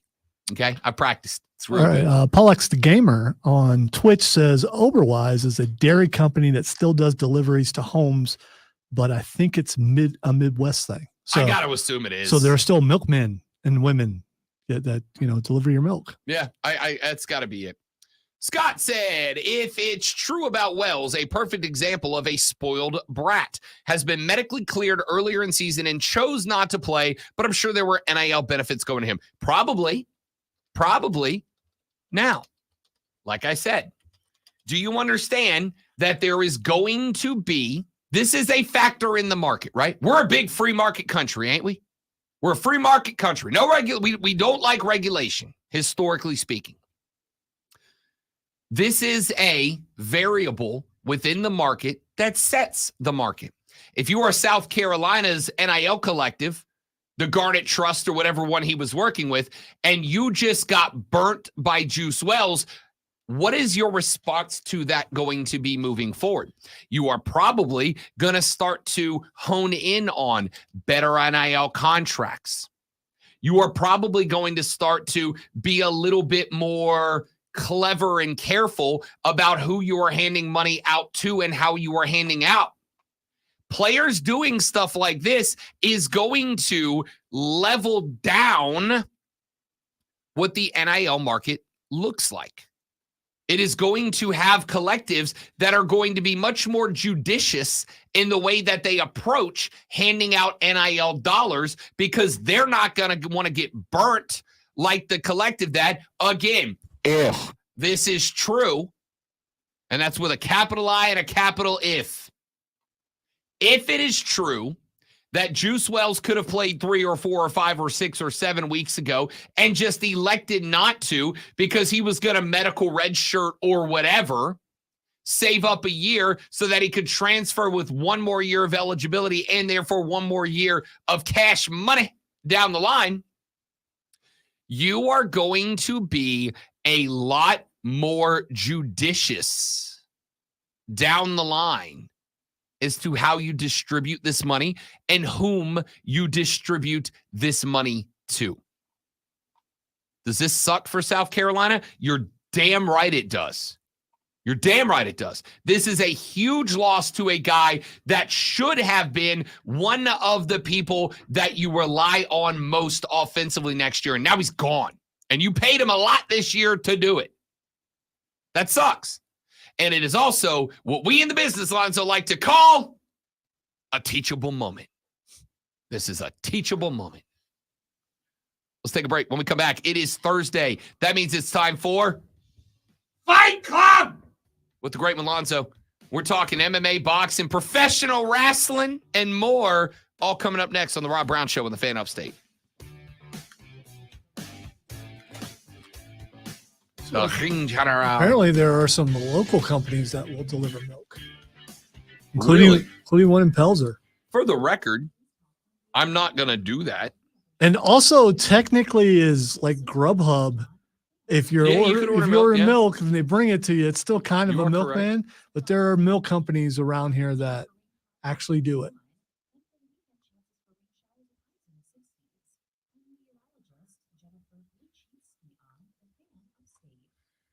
Pollux the Gamer coming through with the clutch info on the stream.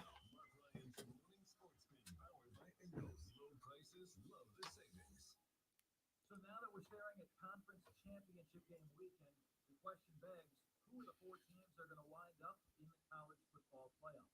I'm going to give you my confidence values right now. I'm most confident Michigan makes it. I think about a 98% chance they beat Iowa. The 40-year-old virgin scores more than the Iowa Hawkeyes offense. I've got Georgia at about a 90%. Wow, what a horrible edit. No, that was bad.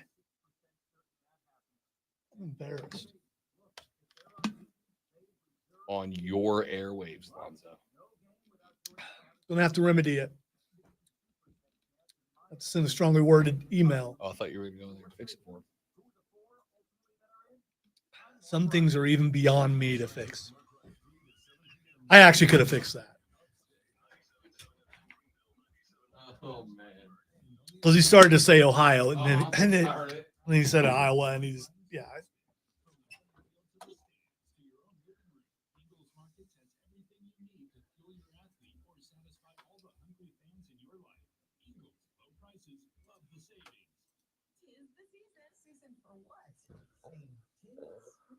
Holiday Light Show at its new location in District Park. Where's District Park?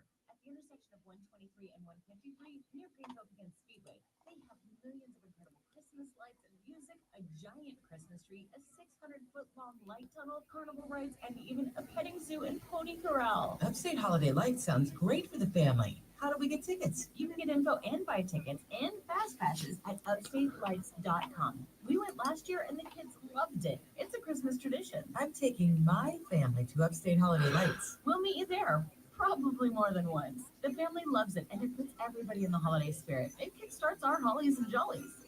The Upstate Holiday Lights Show at their new location, District Park, at the intersection of 123 and 153, is open now through December 31st. Enjoy the magic of the season with family, neighbors, and friends. For more information, visit upstatelights.com.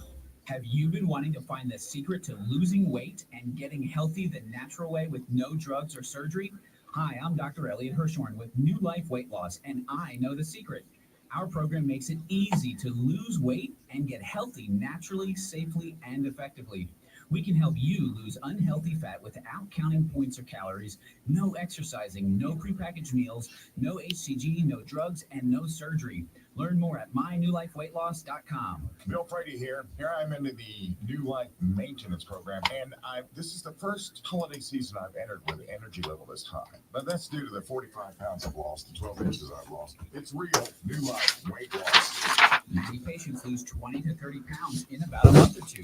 For your free private weight loss consultation, call 864-203-4290. That's 864-203-4290 or online. I've just found the perfect job for me.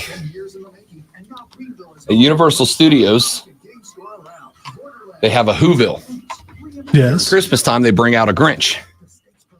And they put him in the full movie Grinch makeup. And it comes out and interacts with people. And there are videos going around on the social right now of the guy playing the Grinch who walks up to people with babies and intentionally scares the babies to make them cry and then shows great enthusiasm and joy for doing it. That's hysterical. Dude. That is the funniest thing I have ever seen. I mean, these are the kind of things you don't say laughing. On stream Dying laughing. where everyone can hear you say that you want to scare It is babies. the funniest thing on the internet right now. He walks up to a baby and he like looks in his face and he's like, screaming terror now. And the baby starts crying and he turns around and he goes, nailed it, and walks away. It is the funniest thing I've ever seen.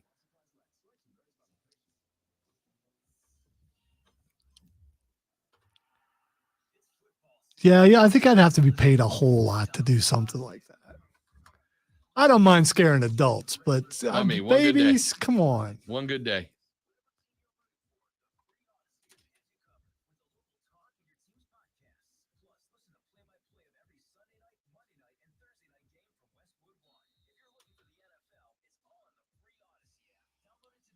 Yeah, Roger, Maurice Claret already like last week was trying to get him to come to Ohio State. So yeah.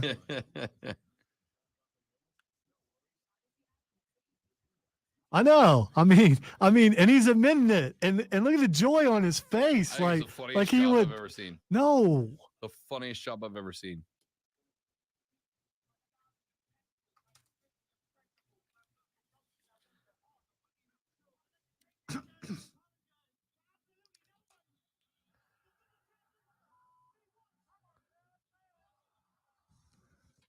Welcome to the Fight Club, where I just want to fight with Rob because he wants to scare babies. Listen, okay, you got to give the context. All right. Do I? Yes. You got to give the context. The context here is down at Universal Studios in Orlando, they have a Whoville, like the Dr. Seuss Grinch Who Stole Christmas Whoville that they decorate for Christmas, and they have a character who plays the Grinch. He comes out in like the full Grinch makeup from the Jim Carrey movie, and there are videos going around on the internet right now of him going up to parents who have babies.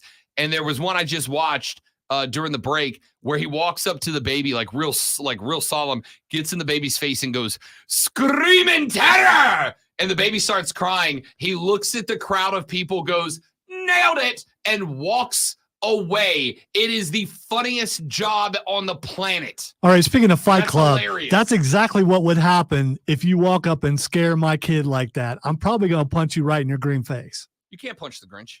Well, why couldn't you? If you're going to Grinch. punch anybody, I think punching the Grinch would be perfectly acceptable. Pre-heart getting bigger. I mean, You have to record the moms laying the smackdown on Rob, says IT Gamecock. Yeah, see? If you bring your kid to meet the Grinch, what do you expect? You said he was wandering around Whoville. Be sweet to my little baby. No, you brought him to meet the Grinch. The Grinch. You made it sound like the Grinch is wandering around Whoville. He's got his little Grinch house. Him and Max. So they walk to the. You go to meet the Grinch. Oh, It's that's like a different. character interaction. Okay, all right. If you bring a baby, I to thought he meet was the like Grinch, a wandering actor, just walking around the park and doing that. This is what I'm saying. This is the entitled parent attitude. No, this character should change character to be nice to my sweet baby. No, it's the Grinch. His whole thing is being a jerk. That's the Grinch. I don't know where you got that last part from because you left out details that were important. If you would have said from the beginning you had to go up to the Grinch, that's totally different. That's on you. You walked up there towards something that's scary. We're good. You made it sound like he was wandering around. Speaking of scary, last night on AEW, MJF was attacked by black-clad figures, and now we know who one of them is.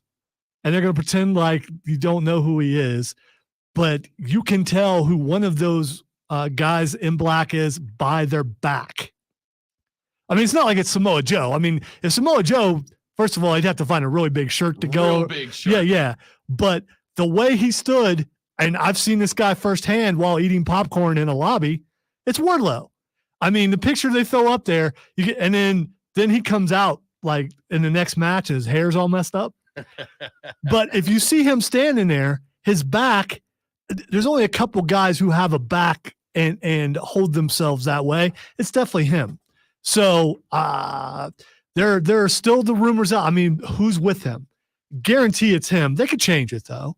They can put anybody under there. I think it's him and Roddy and the boys attacking MJF. And I think their leader, because she just tweeted out very disparaging things towards MJF, is our friend Dr. Britt Baker, DMD.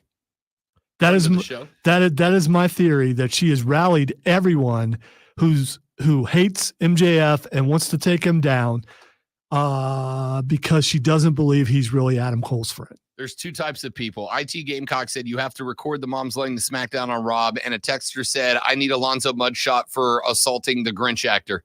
I love that there is a very clear divide in the audience. I'm gonna straight up look like Nick Nolte. I mean, I'm gonna be disheveled. I mean, it's gonna. I mean, if you're going to do it, you might as well look that way. I'm sure you've heard theories, and I know we've talked about it before, but I think last night, and by the way, there's going to be a match next week, or we may find out that Joe orchestrated the whole thing. Joe and MJF versus two of the members of whoever they are. For the record, am enjoying this whole thing greatly. It's the only thing that AEW's got going right now. I would not agree with that. I think honestly, I'm loving the Julia Hart stuff. Yeah, but I think Julia's doing great. I am loving this tournament they've got going on. No, I think the tournament's a blast. Brian Danielson in the eye patch on commentary is incredible. All right, so this really comes down to, I think you love it because you're a soccer fan. And because it's pool play. That's really what it comes down to. Pool play is ridiculous. All right. Win and go home. I'm even okay with double elimination. Been in some double elimination tournaments in wrestling. That's fine. You got a chance to work your way back. But in double elimination, usually you can't work your way back to number one. You can just work your way up to three. Round robin they were going to have these matches anyway. You throw this label on them. Oh, it's round robin. Yeah, there's stakes. Yeah, okay. Wrestling is about stakes. It's always been about stakes. If you have a rivalry that has no stakes to it, you have a boring ass rivalry. Put some stakes on it, and let's have a bunch of different things happen. And on top of that, it creates a bunch of different matches that you wouldn't, if you don't do round robin, you just have, I don't know, Starks v. Mox, loser goes home. You get one Ricky Starks match. This way you're getting three. And then you still get to move ahead the guy that you want to move ahead. I think it's a brilliant idea. I'm loving it. Yeah, I don't like it. I don't. My question for you, and then I got to fix something really quick while you expound. Happy to do so. Because the break just kept on playing, so I got to fix that. AEW, I think they have a major problem, and it's if MJF is truly injured. So it's out there that his labrum is injured to the point where he may have to have surgery, but he's still going to go through with some matches, and also that he's got a hip, and he has a hip. Yeah, he's got a hip. 2 hips. You know, he's got a hip. And my hips don't lie. When older folks say they got a hip, they got a problem, and he's not older, but I am, so I'm saying he's got a hip. MJF is AEW right now. If he goes out injured, they are in big trouble. Look, they have 2 options here, right? They have 2 options here. They have option number 1, which is that they do nothing and they just try to coast until he gets back. Or option 2 is Tony, and I think this is a good opportunity for this, and I hope it's what happens. They have the opportunity for Tony to take a step back, to hand over some of the booking, right? Because let's call AEW what it was, and to some degree still is. It's Tony's video game in real life, right? Like he goes, this is the match I want. Write me a story that ends in this match. And while there is, in the world of authorship, there is a valid way to go, I want to tell a story that ends this way, and then write the story to the ending. The better stories are not put together that way and are put together with a lot of versatility, right? If I'm an author and I go, I want a story that ends with my hero learning this twist and then it drives him to do that, that's fine, because every page before that is blank. But with wrestling, that's not the case. You can't go, this is the match. I want to end with a Moxley Starks match. And I need you to tell me a story that gets me there, because Moxley's got this stuff going over there and Starks has got this stuff going over there. And you kind of gotta put a hard stop on those. You got to start weaving together stuff that maybe you got to throw together pretty quick because you're on a deadline. It doesn't really work. So this would be a fantastic time and opportunity, in my opinion, for Tony Khan to take a step back, to take a deep breath, to relax, to hand over some of the creative to creative people, to do what you did when you started AEW. You know why the first couple of years of AEW was so damn good? Because they went and they said, hey, wrestlers, do wrestling stuff. You tell the stories. You work together to come up with a satisfying story and conclusion and all that. And I think this is a real good opportunity for them to get back to that. All right. So Saturday night, there were 3 big returns in the WWE, 3 huge returns. I want to know which one you think is the most impactful. Is it Randy Orton? Is it CM Punk? Or is it R-Truth? Well, for me personally, it's R-Truth. What's up? That's the only answer right there. Because that dude's the best. R-Truth is the best. Have you seen the Jelly Roll? Yep. Yes. So good. Yes. So good. It's okay. Nasty. It's okay because they were all natural ingredients in the Jelly Roll. Loved it. Yeah. Loved it. I love R-Truth. That dude is the funniest thing in wrestling maybe ever. I love him. That being said, the real answer to this is Punk. Like it or not, the answer is Punk. Orton is big because you know Orton's going straight to main event feud. Yeah, see, I'm going with Randy Orton because here's the thing. CM Punk, how long is he going to be there? And it's just you're just looking at recency, and you should, about how he comes in, trouble happens, whether he causes it or not, and then he's gone, comes back, and is gone again. I'm just looking at what happened in AEW, what his reputation is, whether it's real or not, what his reputation is, and he just rubs people the wrong way. Triple H bringing him in, though, my first concern was, oh, man, here we go. Now they've got a problem. They didn't need him. Now he's going to cause turmoil in a company that's doing really well right now. But he's bringing a ton of people back. The business is doing so well that they're not giving out complimentary tickets, which we usually get around here. I'm not telling a secret. There's a reason why we get to go, because events come around and they want us to talk about them, so they give out complimentary tickets. That's what happens in radio all across the country, all across the world, because I know someone who actually was on radio in Ireland, so I know it happens other places too. They're doing really, really well. They don't need to bring him in, but I think this is more proof that CM Punk or that Triple H is in charge. And my next question for you, Sasha Banks, is she coming back? All right. I'm not done with Punk yet. Okay. All right. I'm not done with Punk yet. I had to talk. I'm obligated to talk about him. I mean, you know. I'm not done with Punk yet. Let me throw this out there. Number one, the reason WWE is in a good spot with Punk here is because I've got to think at this point, CM Punk is out of options, right? If this doesn't work, it's like you're going to Impact next. That's all that's left at this point. And so it's not that CM Punk, if Impact's in Chicago, he'll be there. It's not that Punk's on a short leash. Punk's not on a leash. Triple H is holding the collar. He's not got him on a leash. He's holding the collar at this point. I think number one. I think number two is at this point, if Punk ain't learned by now, you got to think of what he had in AEW. He was Tony Khan's favorite thing. The only reason Collision exists is because Punk wasn't happy with Dynamite. So Khan created an entirely new show where Punk got to be the main character on the wrestling show, which is what he wanted. And then he blew that up. He couldn't even, they made him a CM Punk show, and he couldn't even get that right. So you got to think he's learned the lesson. And here is the biggest impact here. There's an enormous chunk of fans who still love CM Punk. I don't understand them, but they still love CM Punk. On the flip side, there's an enormous chunk of fans that I am in that go, I'm going to watch this because it's going to end one of two ways. It's either going to end with Punk finally, because we know when Punk is on his game, he is one of the best in the world. I will take that to a fight. It's going to go one of two ways. He's either going to end getting it right, and he's going to go back to being one of the best wrestlers in the world, or number two, he is going to get it way wrong. This whole thing's going to go up in flames, and who's waiting there to just dive bomb it? Seth freaking Rollins. All right, so speaking of Seth Rollins, I think the real reason you bring CM Punk in, and we know his first beef is with Rollins, is to add legitimacy to that belt, because that belt is a secondary belt, whether they say it is or not, it is. And if he can take him down, and we know Cody's not going after that belt, he's just not. Every time he acts like he's going to, he gets interrupted.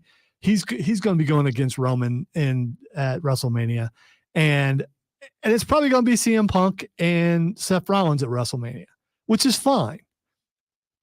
And I think to some degree it actually does help the belt if Seth Rollins beats CM Punk.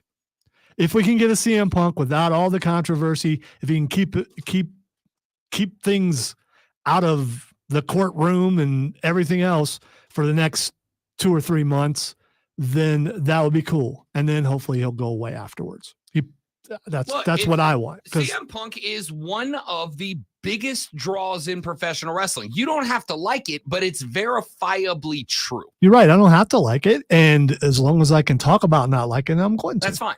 But at the end of the day, you can't convince me to like it. And you don't want to convince me to like him, because where's the fun in that? Just like any other person, place, or thing, what makes money is what goes to the top. This guy's got the potential to make $1 billion for this company just by showing up, cutting some promos, wrestling. I'm being facetious, but you get the point. He can print money for WWE, right? He can not only print money, but if they can get it right and he doesn't implode, they can also go, would you look at that? Now, the two biggest stars in the history of AEW are both our guys. All right, just a couple more things before we go to break. Adam Copeland dropped an F-bomb yesterday. Woo. There we go. Yeah, and the thing is, they have a dump button. They let it go through. So everyone going, oh my gosh, I can't believe he said that. That's, you know how TV works. A lot of this, I mean, Rob can speak to this a little more than I can, but producers are producers, and they were dumping stuff all through the night. It wasn't like it was a curse word and then a curse word. They had plenty of time. They could have dumped it. They knew it was coming. Listen, it's like the once a year that one lady wrestler in WWE calls another lady wrestler, it's an impactful moment. And that may or may not be true when she says that. I mean, I don't know. It's an impactful moment. It is like in any given action movie, you've got to have that moment that makes you as a viewer go, and reels you in. It is, with the exception of Jon Moxley, why you see a wrestler bleed once a year, because they want you to look and go, oh, damn, they are tearing it up. So Mox runs into a door accidentally. He's probably blood all over his house. I mean, listen, only one wrestler has ever headbutted a locker and cut himself. Well, that's true. One last thing, and we see you stream, but we got to go to break. Sting's last match is announced in Greensboro, North Carolina. We might be going, dude. On March 3rd, which is a Sunday. I don't care. Which no. That means you can go. That means there's nothing holding us back except for I'll get sick going into the mountains, and I don't know how far Greensboro is, but you know. Don't worry, I'm looking right now. And you would have to drive, and I'll have to put something over my head so I can't freak out going through the mountains because anxiety. But I still want to go see Sting's last match. Greensboro, North Carolina it's 3 hours. I kind of feel like we're roadieing to go see Sting's last match, man. It's not bad. It's not at all. It's up by Winston-Salem. Actually, not only, you might just have to meet me there because I might go hit the Triangle because it's like right between Winston-Salem, Durham, and Raleigh. So that might, I need to see if there's a Carolina basketball game that night. That might be it. That might finally be when I go see Duke/North Carolina play. I got to look at the sketty. That's it. That's conference play, too. That's good stuff. All right, coming back to wrap this show up. I am Rob. He is Alonzo. Somebody just called AEW, quote, a glorified house show. I love it. Back after this on the Rob Brown Show in the Fan Upstate. By the way, Flair's mic work yesterday, it was bad. It was really bad. I felt it was bad? Yeah, it was like, no, and I know how this is going to sound, and I don't mean it to sound as mean as it might. It was Corso bad. Like maybe someone should have said, no, Rick, you're just here to be with your buddy and wish him well. But that was not, I mean.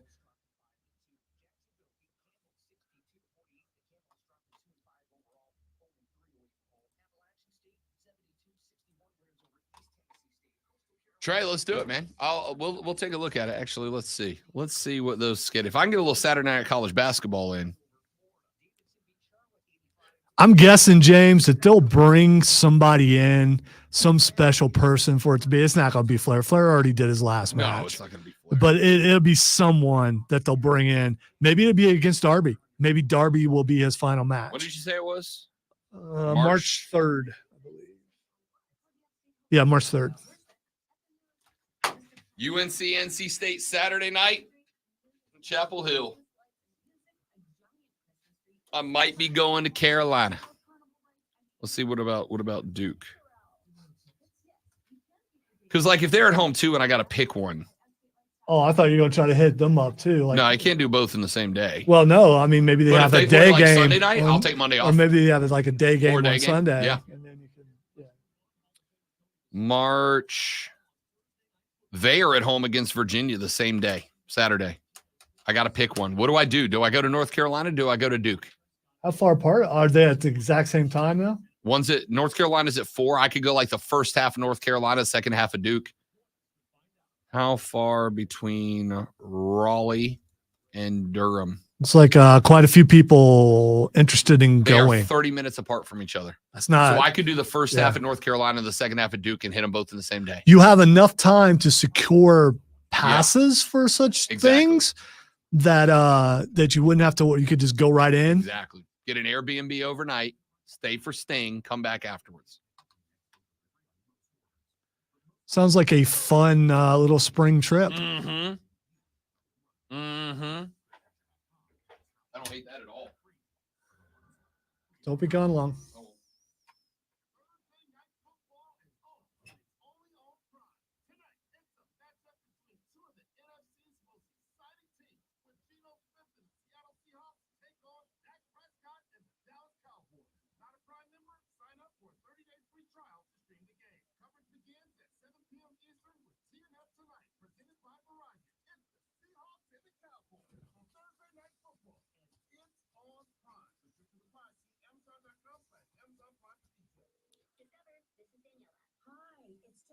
Shout out to Rob Brown for covering while I fixed the thing that happened.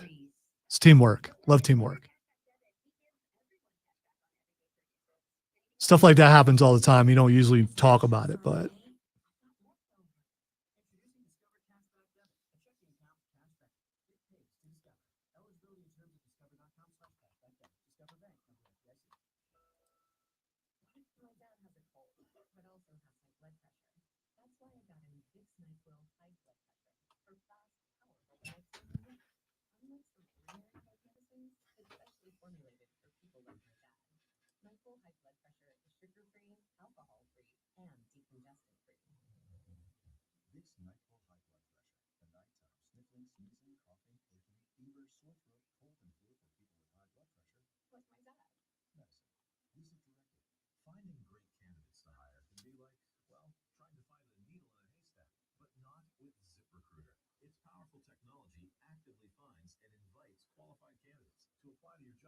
So while other companies might deliver a lot of hay, ZipRecruiter finds you the needle in the haystack.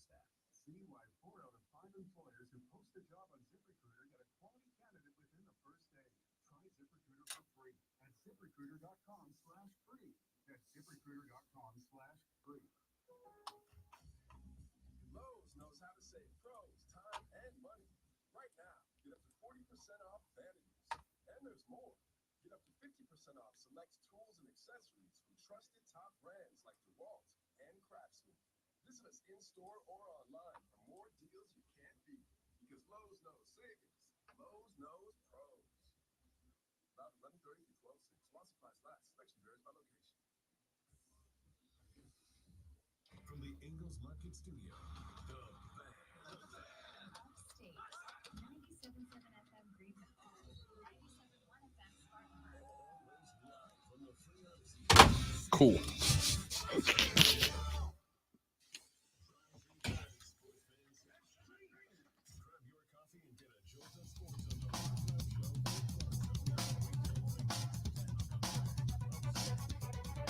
Wrapping up this edition of the show, ladies and gentlemen. Robin Lonzo. Texas said Greensboro is not in the mountains. It's near Raleigh. Yeah, I just looked it up. So here's my question. Yeah, but do you have to go through the mountains to get to it? I think like the Asheville Mountains, which are not like mountains so much as real big hills. Yeah, it's still, to my messed up brain, Fair enough. it's still mountains. So here's my question, ladies and gentlemen. Here's my question. I thought to myself, all right, Greensboro's up there by Raleigh-Durham, Winston-Salem, that kind of area. And so I went and looked. And on that Saturday night, the wrestling match is on Sunday. On that Saturday night, Duke and North Carolina are both at home. North Carolina is at home taking on NC State. Duke is at home taking on Virginia. Those might be pretty good games. My question is, if I commit to it, do I go watch UNC play in Chapel Hill? Do I go watch Duke play? Or do I do both? Because the UNC game is at 4 p.m. The Duke game is at 6. There is a 30-minute drive from one campus to the other. So do I go watch the first half of North Carolina from like 4 to 5, get in the car, drive to Duke, and then go watch the second half of Duke, Virginia? Or do I just commit to North Carolina or just commit to Duke? I just want to say a helicopter will get you there faster. Yeah, well, I don't have one. I'm talent, but I'm not that talented. You could send a note downstairs. I'm sure Steve's got a couple. He'll help you out. I mean, I'll make the call. I suspect I'm not going to get permission to borrow the company helicopter. So I'll ask you, is anybody in the audience got experience with either or both teams? On Saturday, the night before Sting's last match in Greensboro, North Carolina, do I drive up and go to the North Carolina-NC State game, which is a rivalry game of sorts? Do I drive up and go to the Duke-Virginia game? Or do I drive up, do the first half of North Carolina-NC State, drive over to Duke, and do the second half of Duke-Virginia? Which of those is the right plan? Now, I fully intend on getting back up there at some point to kind of experience the whole thing.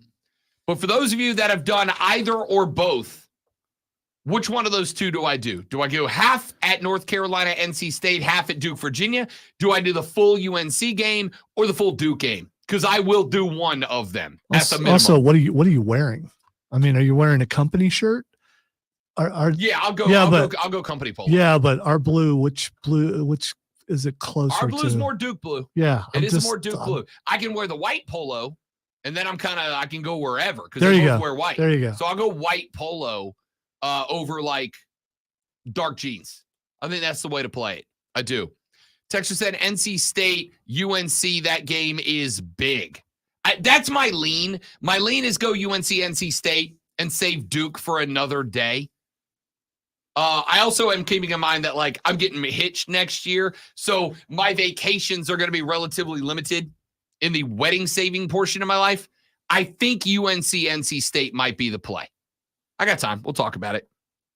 Sounds like a fun trip. It does. For sure. 100%. And now, the Rob Brown Show presents Twitter. Wow, you talked over my pause. Look at you. All right, the first thing is Xing, yo, is Deion Sanders. Deion's in trouble, bro. Deion's in trouble. Deion has had every 4 and 5-star commit, decommit over the past handful of days. And I suspect that he is trending. I don't know this for a fact. I didn't cheat. I suspect he is trending because at least 1 or 2 top-notch players on his team are transferring out. He has been named the Sports Illustrated Sportsman of the Year. I don't have an issue with that. Yeah, but did the AI vote him that, or did what the hell happened to Sports Illustrated? or did actual people do it? I don't know.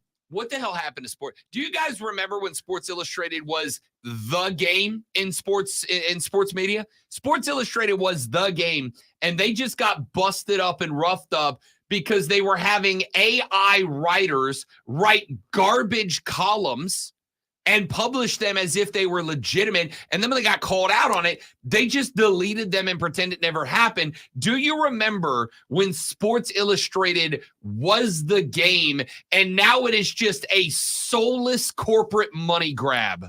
It's also the beginning of the AI takeover of the world. It started at Sports Illustrated. Starts with SI. Yes, it did. Who knew that would happen? All right, the next thing is trending, or Xing, or it's messed up. Whatever it is Ryan Shazier. I got nothing. Oh, you don't know? I got nothing. You don't know? I mean, Nope. What a story! I mean, he was paralyzed and all that. Cheating on his wife. What? His wife has put it out there. Yeah. So I mean, it's all right. Hang on. It's kind of a big deal. You can't hang on too long. We ain't got that much time. Ryan Shazier is, according to his wife, a quote liar and cheater. She put the NFL linebacker on blast by sharing raunchy text messages she claims he sent to another woman. Michelle, who has been with Ryan since well before his career-ending spinal cord injury, unleashed on her husband in a since-deleted Instagram post on Wednesday saying a person that loves his family, this is what they do to their family, the wife that has been there with him since day one. And the texts are now oh, no, Ryan. Ryan, what are you doing, dude? Texas said, are you buying tickets or are you planning to have a press pass? I think I got to sit in the stands for that, right? I think I got it. We'll talk more about it tomorrow. The Friday edition is next. I'm Rob. He's Lonzo. Thanks for listening. Have a lovely day. We'll see you back here tomorrow to do it all over again, but better on the Rob Brown Show and the Fan Upstate later. Yeah!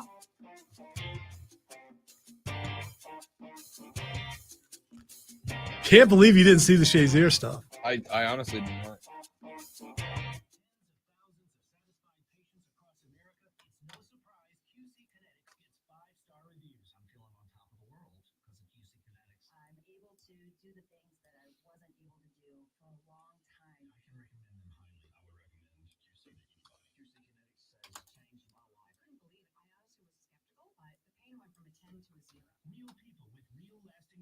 Sorry, I'll be right back. I'm reading these texts.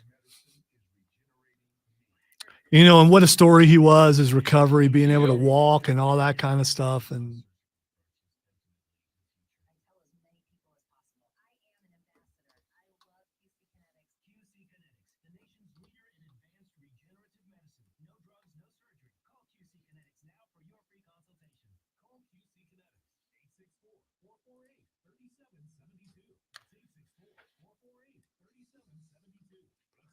wow, if it got robbed, it must be pretty bad. I want to tell you guys, he sent her pictures of the covers of 2 books. And I want to tell you what the books are. But like even I am tiptoeing on, this feels borderline inappropriate. We are on stream, so I mean, we're on internet. I just, how bad could it be? Oh, well, with that, challenge accepted. He sent her about 3 screenshots into their conversation, the covers of a couple of books that he would like her to, are these books or DVDs? Yeah, they're paperback books. The first one is The Ultimate Guide to Anal Sex for Women. Okay. The second one is Blow by Blow, a step-by-step guide on how to give BJs okay. so explosive that he will be willing to do anything for you.